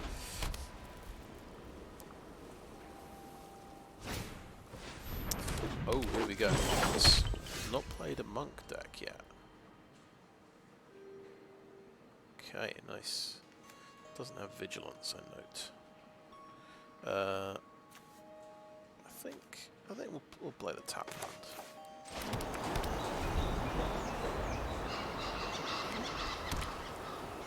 So creature. No. Oh. Maybe he might have a flash creature, of course. So yeah, I've only got the 3 land. So I think we will pop this chap in the portable hole before he gets out of control. Because well, unless he's got a flash creature, he doesn't have a 2-drop in his hand. May as well save some damage.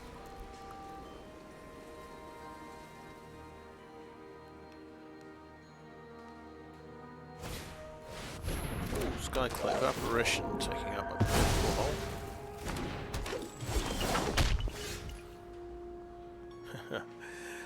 Yeah. So that's a spirit.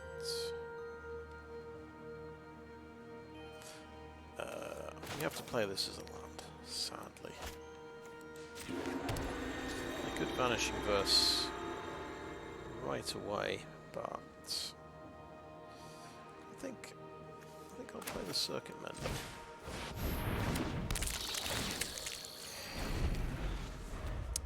I'm pleased to use that portable hole. But another thing we're looking for is getting an enchantment out. We've only got that expensive enchantment at the moment. Oh yeah, okay. That has vigilance. That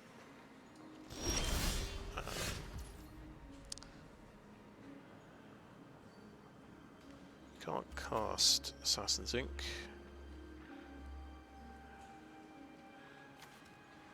I just want to get rid of that before it starts making loads of things. We'll do no attacks.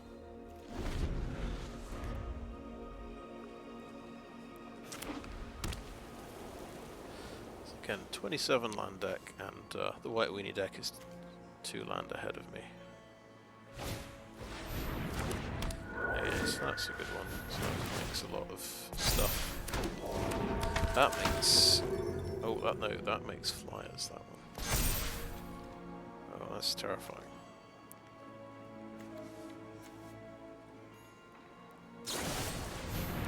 Irritated, yeah. That's his hand emptied. I was thinking, oh, I'll get that. That's one of his thingies next turn. New.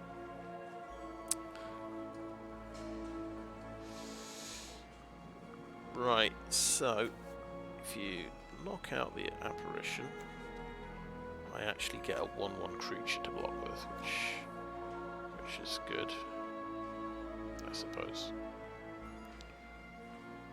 That thing's...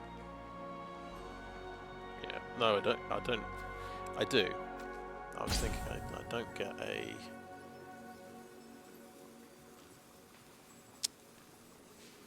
As I say, this is a 27 land deck.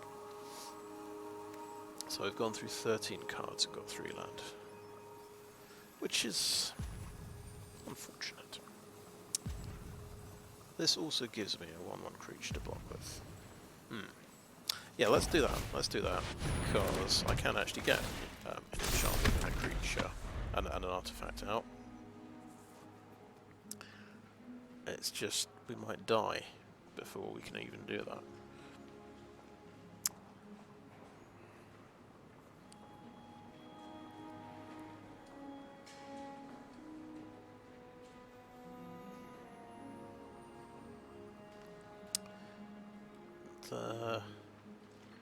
Oh well, yeah, second spell, second spell, second spell. Okay, sure, let's block this one. What do you top deck? Oh, that's right. Oh my goodness, we drew a land. Now we can absolutely mess him up so much. So first of all, we're going to Virus Beetle. I'm going to find out what that card is in his hand.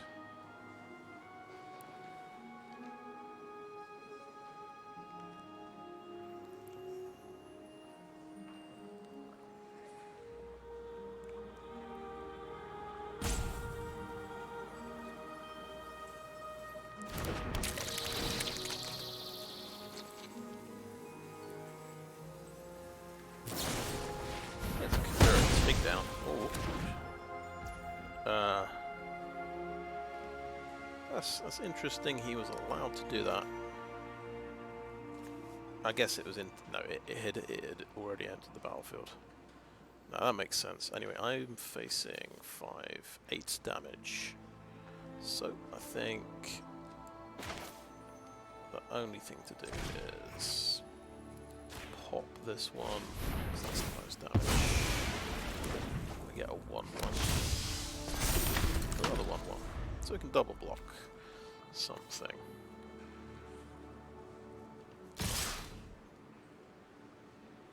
Okay, yeah, let's try double blocking here. Because for next turn they get to be 2/2s. So it feels pretty bad, but...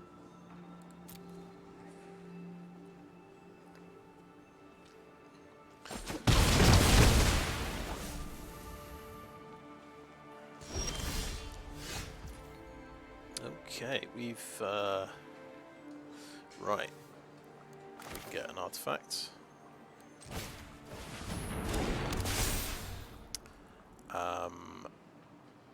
Now, safety first would be... Yeah, I think we've got to kill the flyer before it kills me. Then I've got a 3-3 and a 2-2 blocker, which isn't bad at all.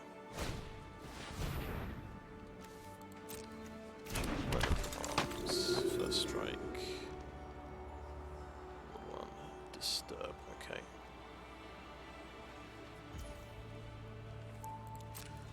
Suddenly, the situation's stabilized. Feels pretty good. And we got another land. Okay, it's not a black land.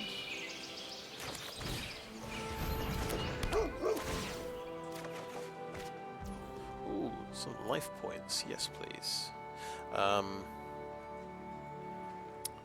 Right, or do we greedily draw some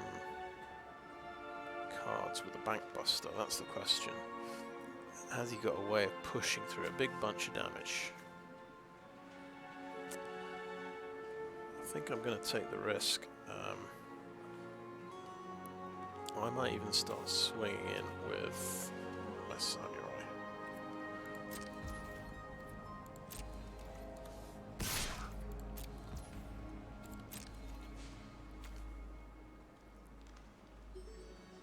Is he going to double block? I don't think he will. Of course, this comes back as a flyer. That's actually terrible.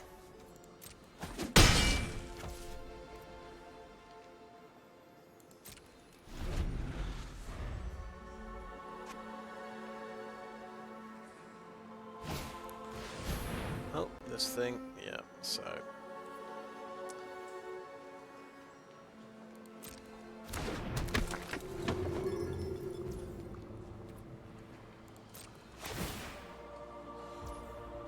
That guy, the biggest guy, gets the token, fair enough.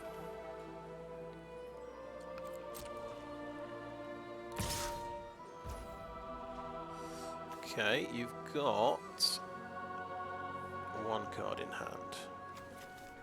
Let's crew that up.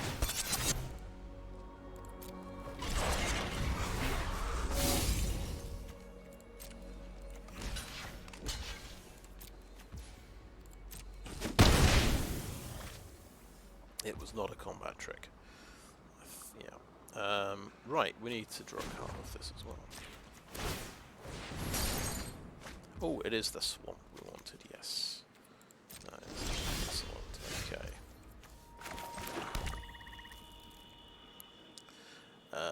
Assassin's Ink, this guy.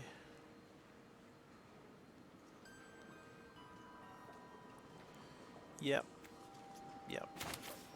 This could be a huge mistake, but...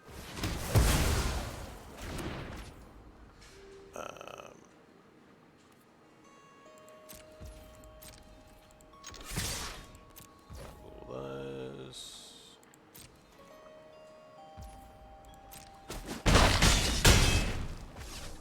And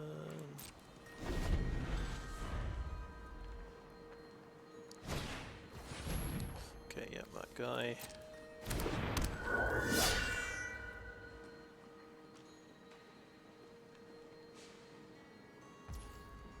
Okay, draw a card for that. Good, more land.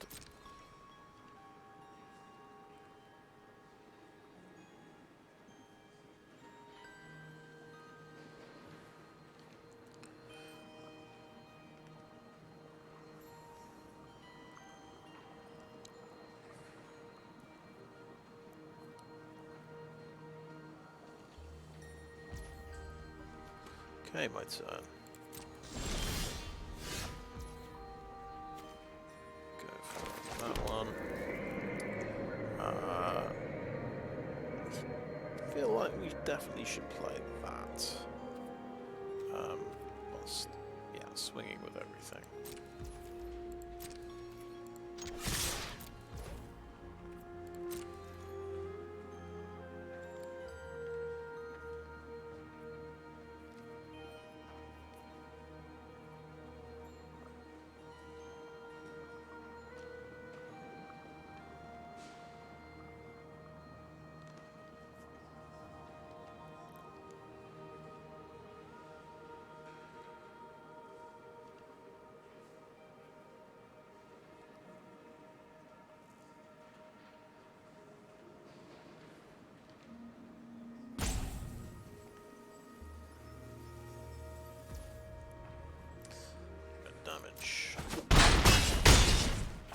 then we've got a flyer.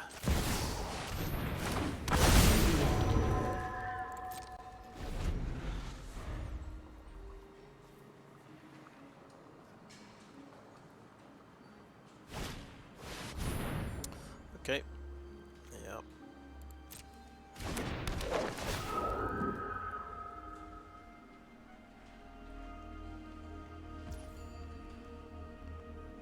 Okay, we'll draw the card off it.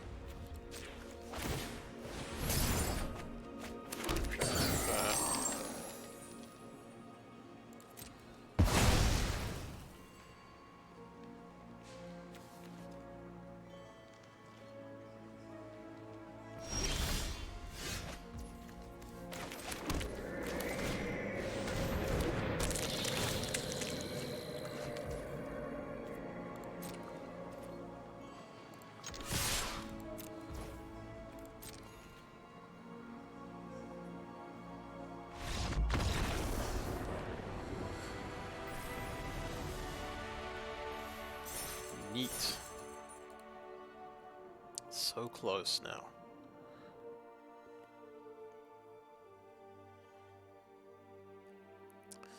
We had an interesting start.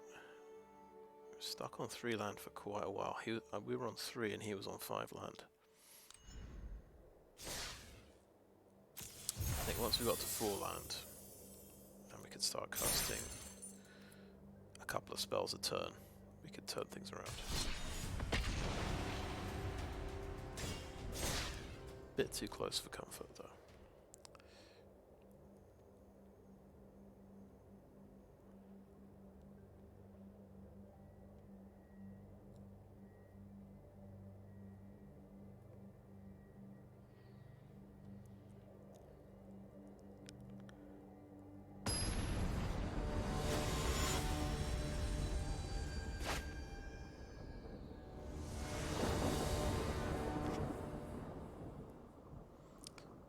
Land, that's good.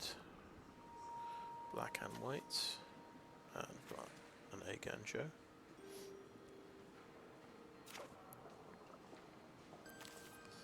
So remember that, we're trying to get the Grim Climb pathway, I think, to get double black.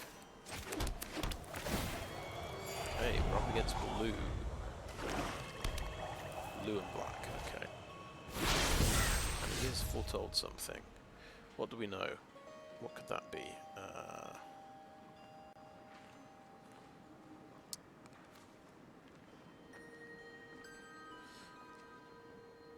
Right. Yeah, we're playing this as a Grim Climb pathway. I think we've decided already. And we will virus beat. It could be the counter spell. Saw it coming. That's the most likely option. I think black has poison the cup. Oh yeah, we've got some counter spells in this deck. So this is looking like a counter spell. Let's try cursory attack.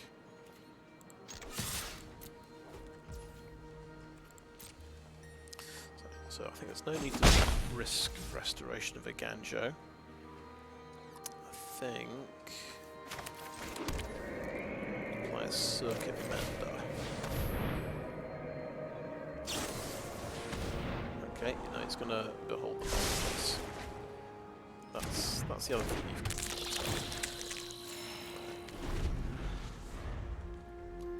He's got main deck negates.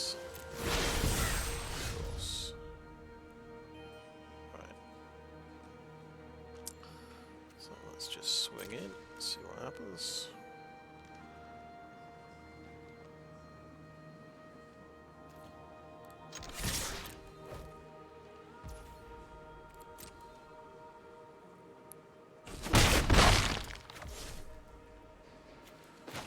Reliquary, and trouble is this is my only enchantment. It feels like a terrible idea to try and cast it, but we'll see. Can't resist it. They got negated. It was a terrible idea. Why did I do that?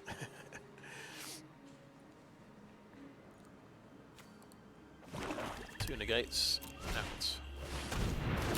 Scavenger, right. Oh, I'll tell you what, I'd love to use Eiganjo's Seat of Empire on this guy. Because I don't know if channel effects, they count as abilities.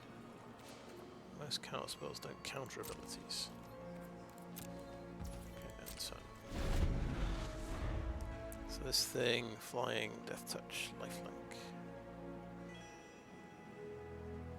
Power equal to 1 plus number of card types. So I do have a lot of card types that can get quite scary.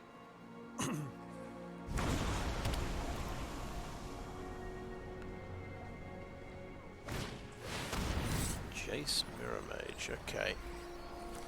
And that's getting doubled up on as well. Sweet.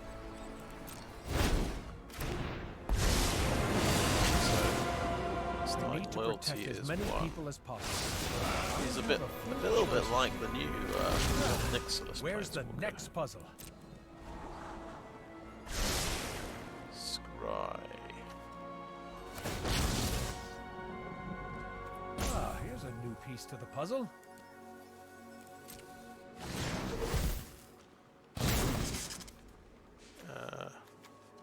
Right, okay. Okay, he's got a removal card. Nice. And he's going to be trying to defend his planeswalkers with his dude. Okie doke.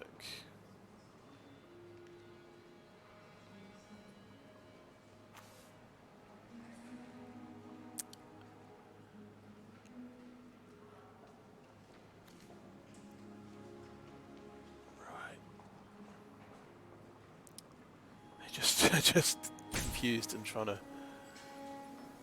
figure out what is going on. Okay. Definitely this thing's quite a big threat, so it's just a shame we can't use something else to kill it. But let's exile it.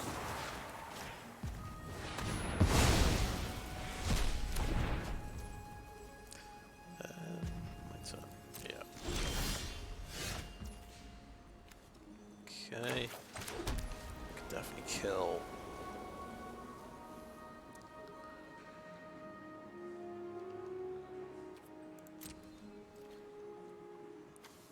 I definitely want to just kill the copy and hit him with that.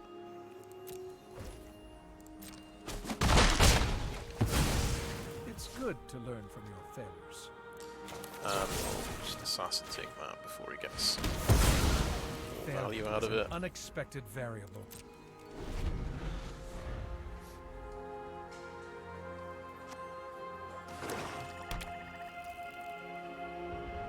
Interesting removal card feed this one. Oh, alright. Wall of the Storm Giants. Didn't see that one, did I? That would have been a good thing to Assassin's Inc. Oops.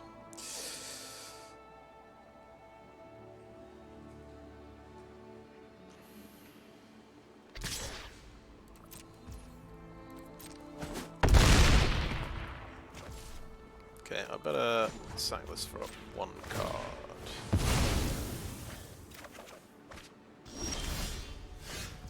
Okay, that's good, so at least we get to draw another card.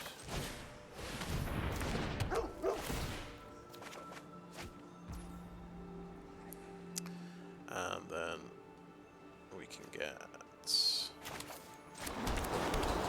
cards out of the reliquary. And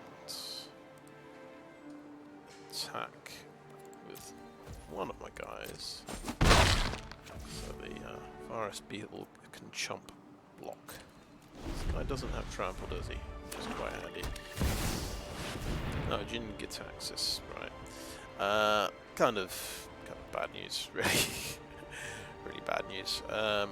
Artifact, instant or sorcery, counter that spell. Okay. Sure. Let's sacrifice that. Get 2 cards.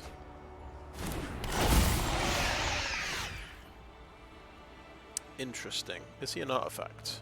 No. Annoying.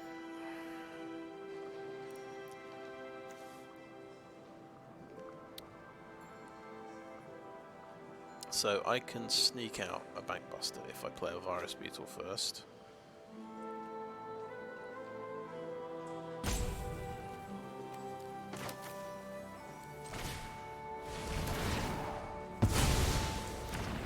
Yep. That's fine. Another white mana. Yep. Bankbuster. And next, no attacks. Enter.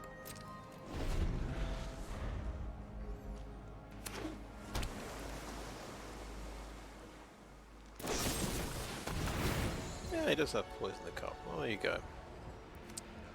Oh, look, it gets to double up. Cute. Counters sorceries as well, so yeah, bad news.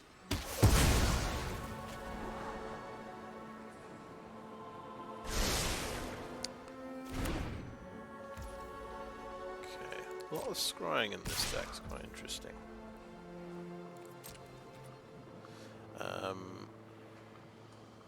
Got an interesting idea. We just chomp block, so we draw an extra card.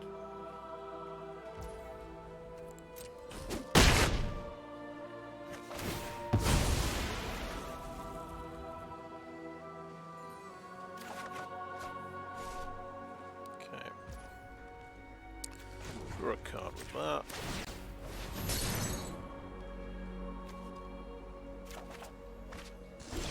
Oh, interesting. It's a tailored removal card for Jin Gitaxis. Now, problem is he may have more counterspells in his hand, which is going to be a real pain. But I don't think we've got much option. Just try it before he gets even more counter magic. Probably should have played a land in case he's got a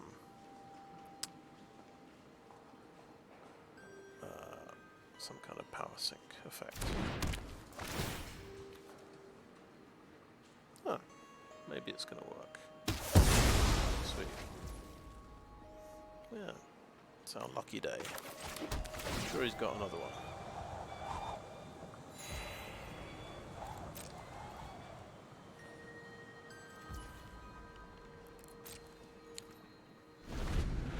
Swarm. Destroy target creature or enchantment. Oh, we can actually destroy my enchantment. Interesting. Lots of scrying going on. Desert Doom, okay. Sure, card to that.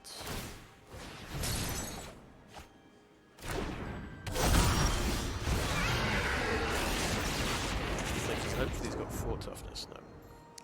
That is Ward 4. That is Ward 4.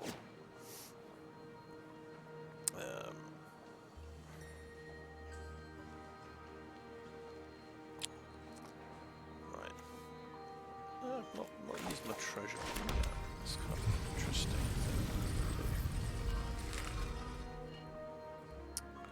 What am I going to do? Well, I can play a Circuit Mender. Plenty of mana.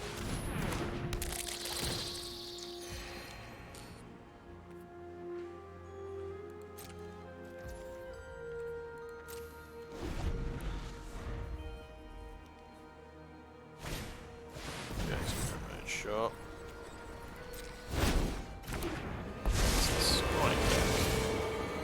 Control without empathy. Be better tomorrow or today. What a I'm doing my best to trust other people. see how all this Oh, I'm glad connects I now. played a circuit mender now. Maybe I can kill one of these guys.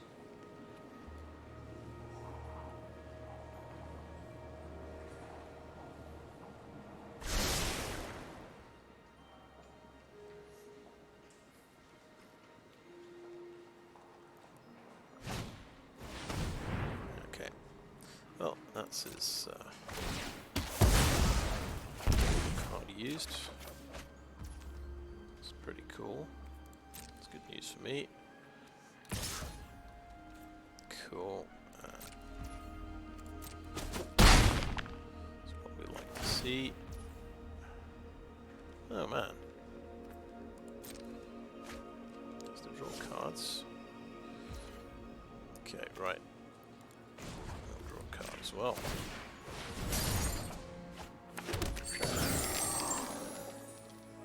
My turn. Oh, that's pretty sweet, isn't it? Shattered Sanctum.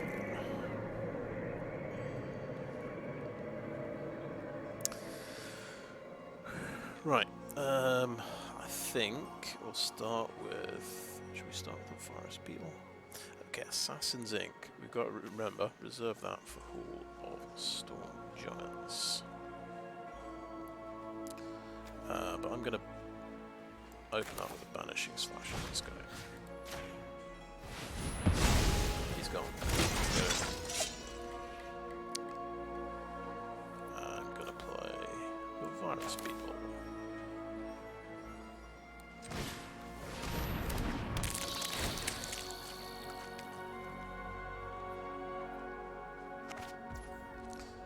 As well as feed the swarm. I'm gonna kill the big Jace, I guess.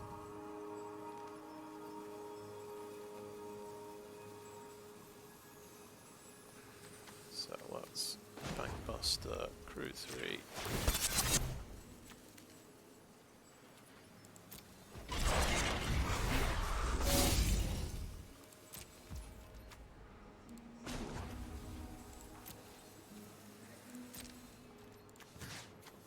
He's only on 10 life, but he does have a big blocker, I suppose.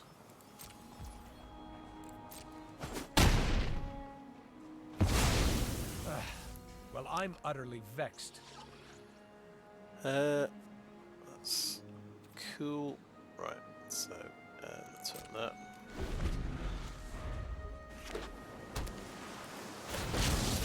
I have a lot to think about. So I feel like we've got to hold the Assassin's for that. All of Storm Giants. In fact, can we even use it? It's got Ward 3. We need 5 mana. Yeah, we've got 5 mana for it, actually. We've got Massacre. Okay, sure.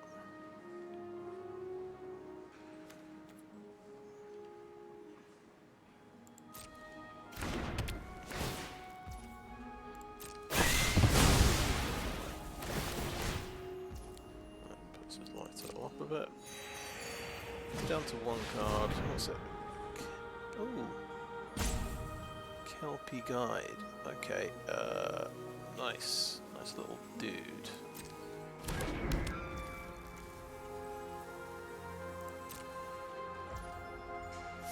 Okay, my turn.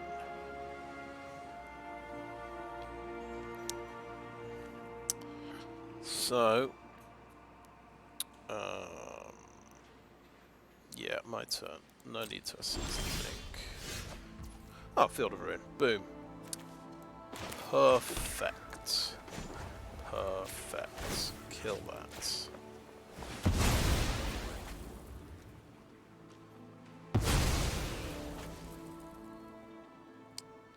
Swamp, please. Right.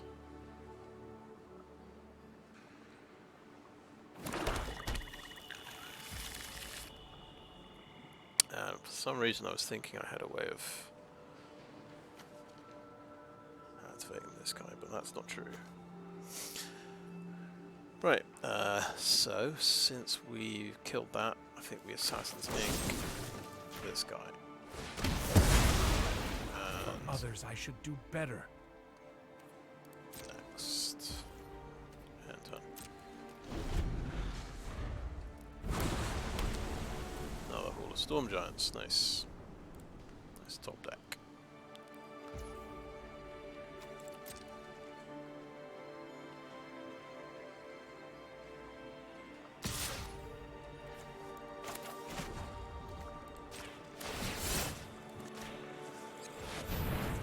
Feels like that's got some kind of combo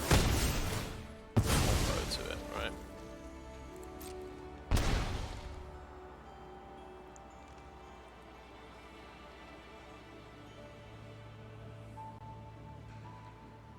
So banishing slash meat hook massacre.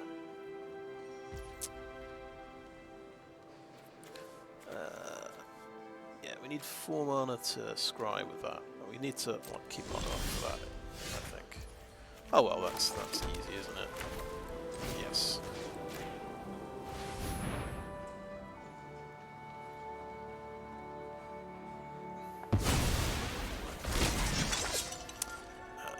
And it's crew 3.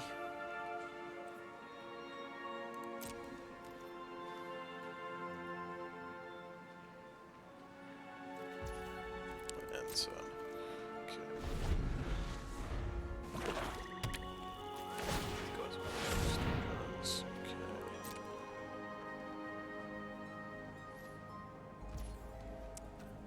So what I want to do is Silverquill.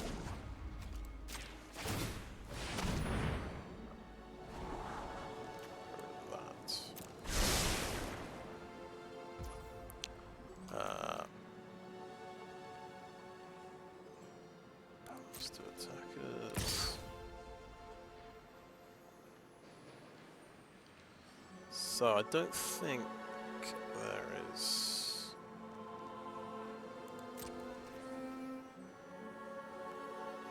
Let's say no blocks. And then might okay, Doc Zone Chef, that kind of works.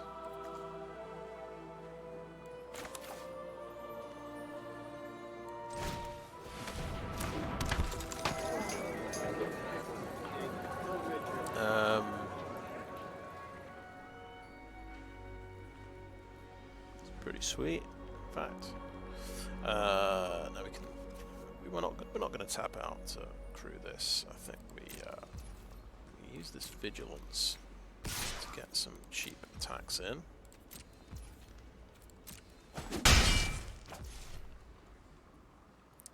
And then the turn. Thinking about treasure hunting now. 2, 3, 4. Treasure vault for 4. Is that another Hall of Storm Giants? Yes, it is. Sure. Okay.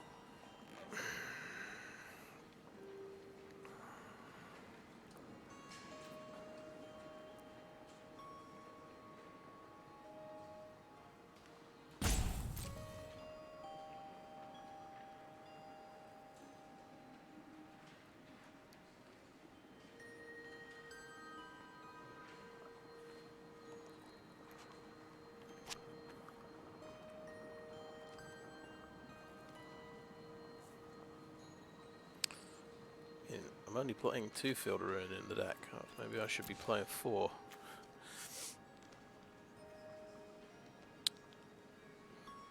But it's like every use of my Assassin's Ink feels terrible when I've killed these, because I've wasted them all on these silly Jason Mirror Mages.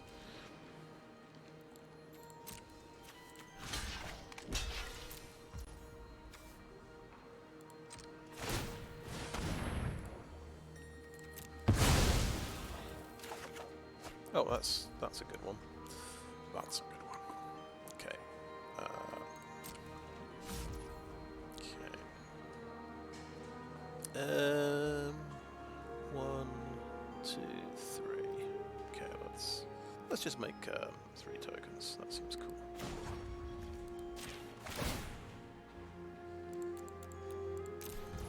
Not used it yet. Seems cool. Let's, okay. So, problem is, he is going to swing in with...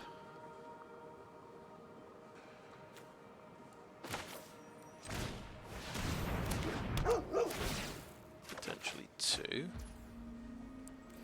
we've got that. We've got this as well. Okay.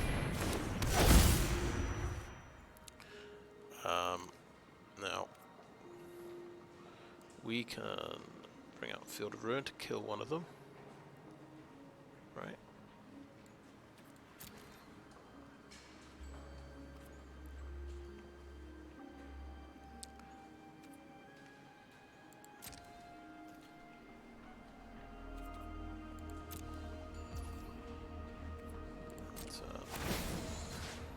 Right, Field of Ruin, boom.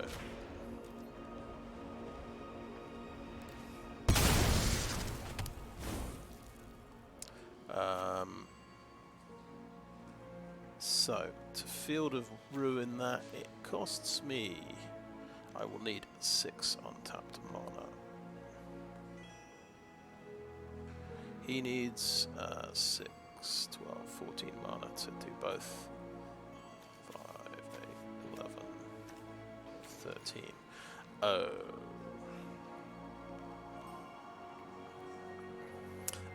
Let's think about... Let's see how it's timed. 11, 13. If he plays a 14th mana, he can... Okay, shit.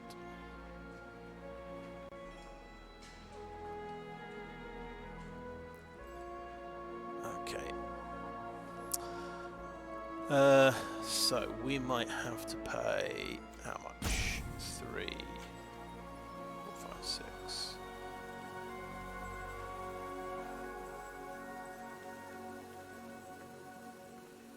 I think I'm just gonna have to let them go. That's fine.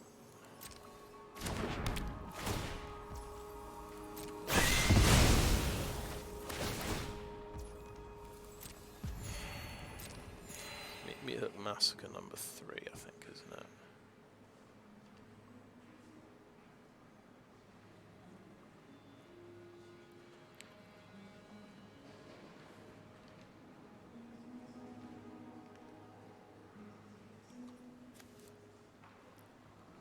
So that will be my last Field of Ruin I've got. Okay, right, which one is it? That one.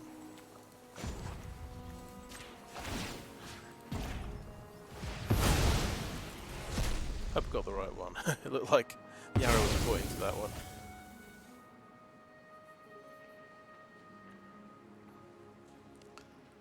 Okie doke. Oh, don't mind if I do.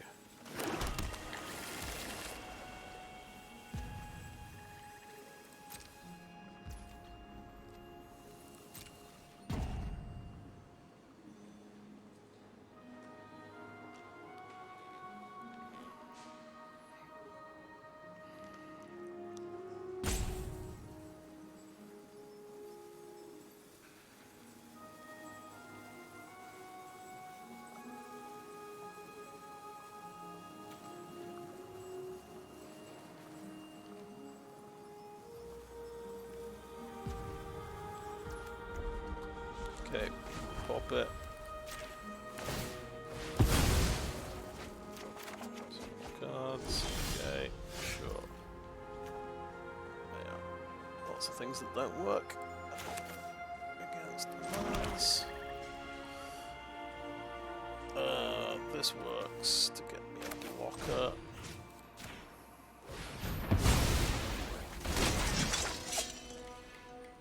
Which is something, I guess.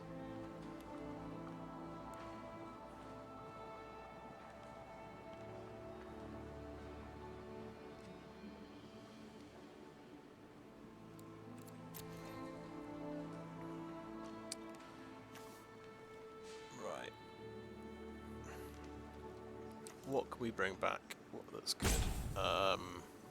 That's an artifact. Virus Beetle, Circuit Mender.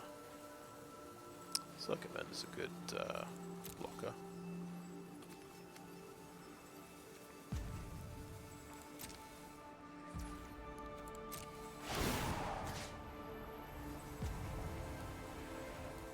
And gets me up to 8 life, which could be quite important.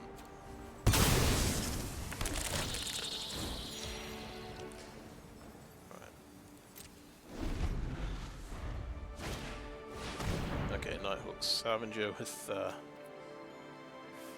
it doesn't have haste, that's the relief.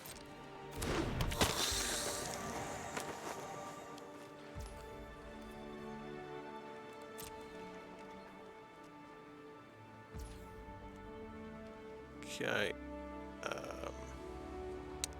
Hey, he's not hitting me with that one. That's nice of him. Let's scry.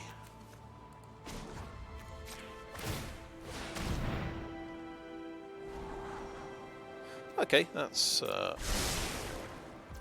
bunch of guys, isn't it? Let's right, so we can put this guy up to 3, 4.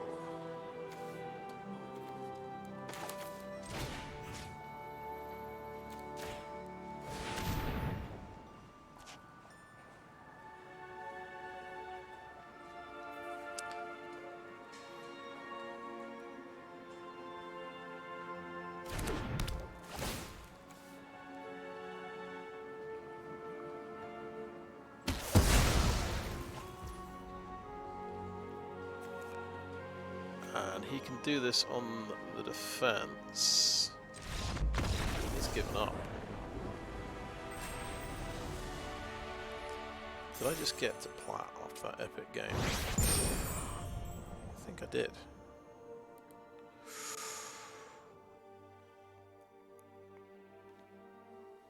Right, it's definitely 4 Field of Ruins. If people are going to play 4 Hall of Storm Giants, maybe I need 4 Field of Ruins. Definitely need. Should never have dropped that Assassin's Ink.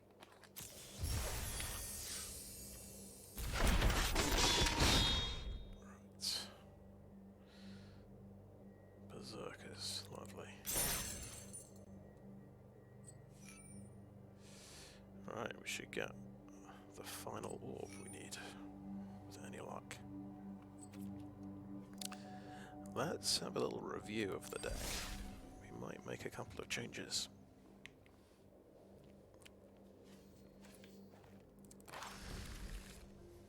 Well, it's called slash value.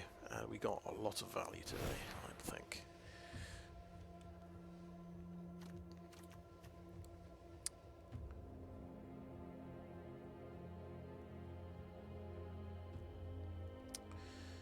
Yep. We went down to 3 Assassin's Ink.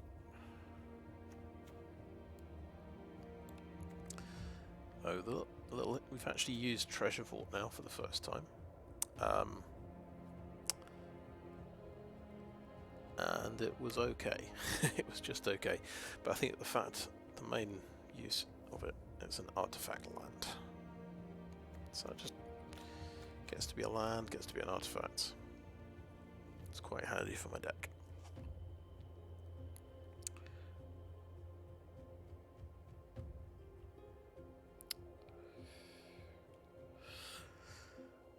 Yeah, that game against the White Weenie deck was pretty epic as well.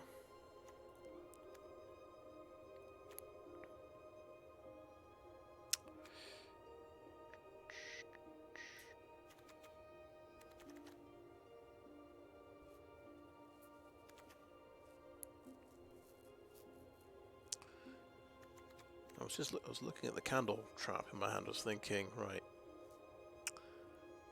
if I Twisted Embrace one of my 2 power guys to 3 power,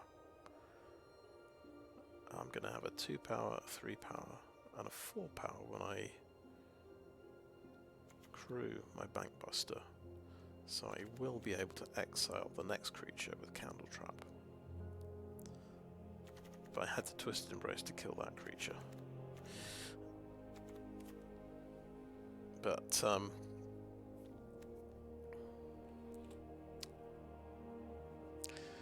that was an interesting situation, wasn't it? Because he didn't attack with his 7/7 land creature. I had a 2/2 and a 2/3, and I guess a 5/5 Bank Buster.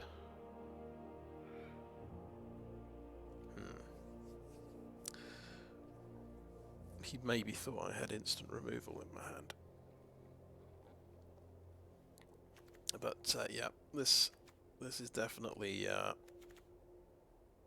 wake-up call in terms of instant removal and how crucial it is in the meta. There are too many manlands, and that's where the instants come into play. And I'm wondering if I actually killed more Meat Hook Massacres with Banishing Slash today than I actually killed creatures. I think it was about 50-50.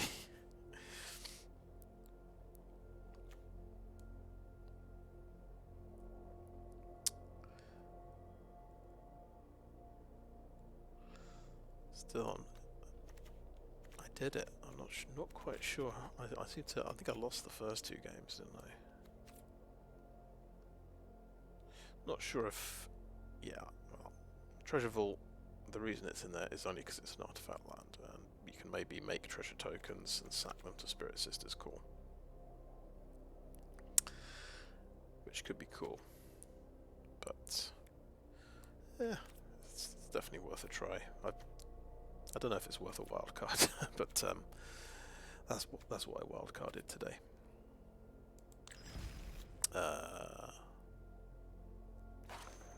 Yeah, let's look at the profile.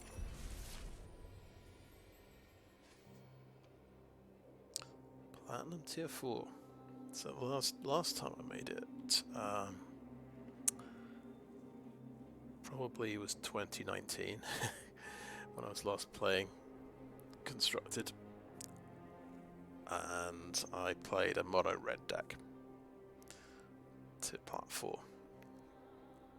I think I only had one of those, what are they called? They're 3 red, Goblin Chainwhirler. I only had 1 Goblin Chainwhirler, but there was enough other good stuff in red that it was very playable. Right. But I like this. This is more of a, yeah, more of a mid-range deck, I suppose.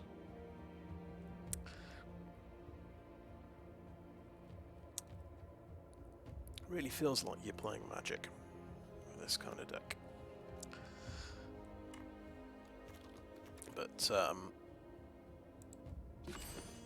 even with 27 lands, we're still getting mana screwed a bit.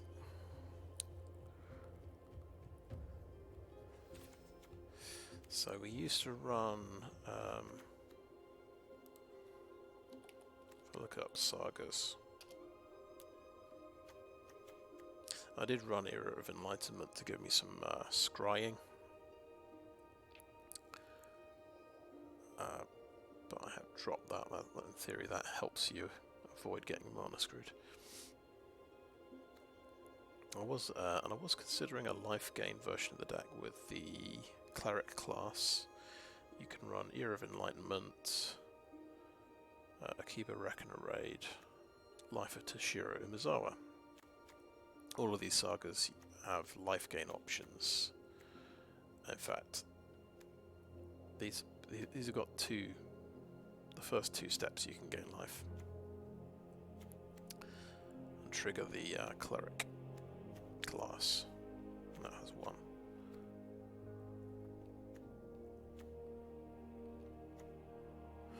Yeah, the other one's not so much.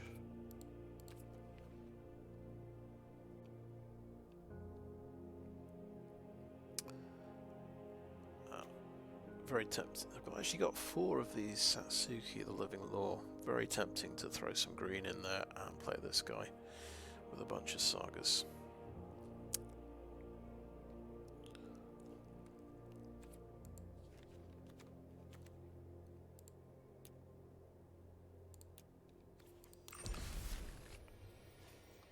Right, so mastery ends in 11 hours. I think if I do my quest tomorrow, I can get that orb. And season ends in 2 days, so I could try and get to plat in limited as well by doing a couple of drafts.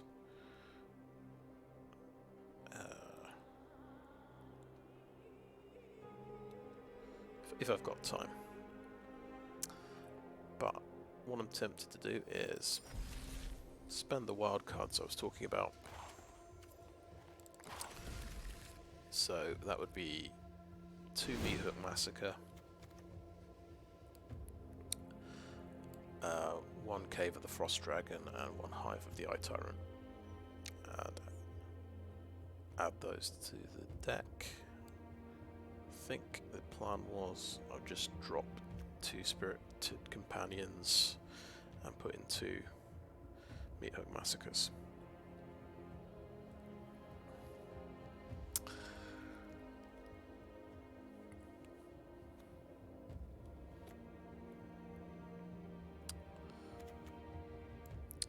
Which seems reasonable.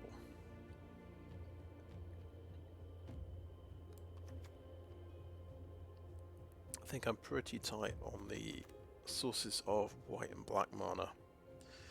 So having 7, I think part of the mana screw had the 7 colourless lands. Field of Ruins kind of okay because you can use it to grab a land usually. Most people have got non-basics. Well, no, not every deck.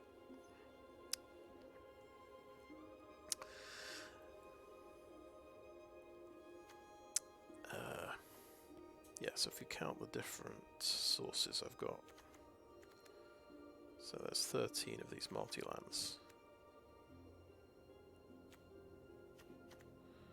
So I've got, looks like I've got 17 white sources and 16 black sources.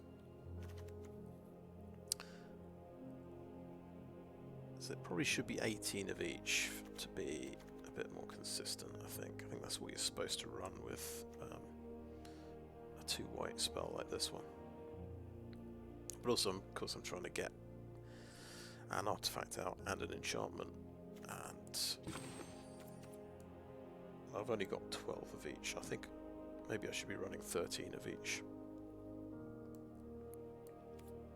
But then that kind of cuts into the instant speed removal a bit, and also the banishing slashes, which are kind of core to the deck idea, but yeah, it's tricky.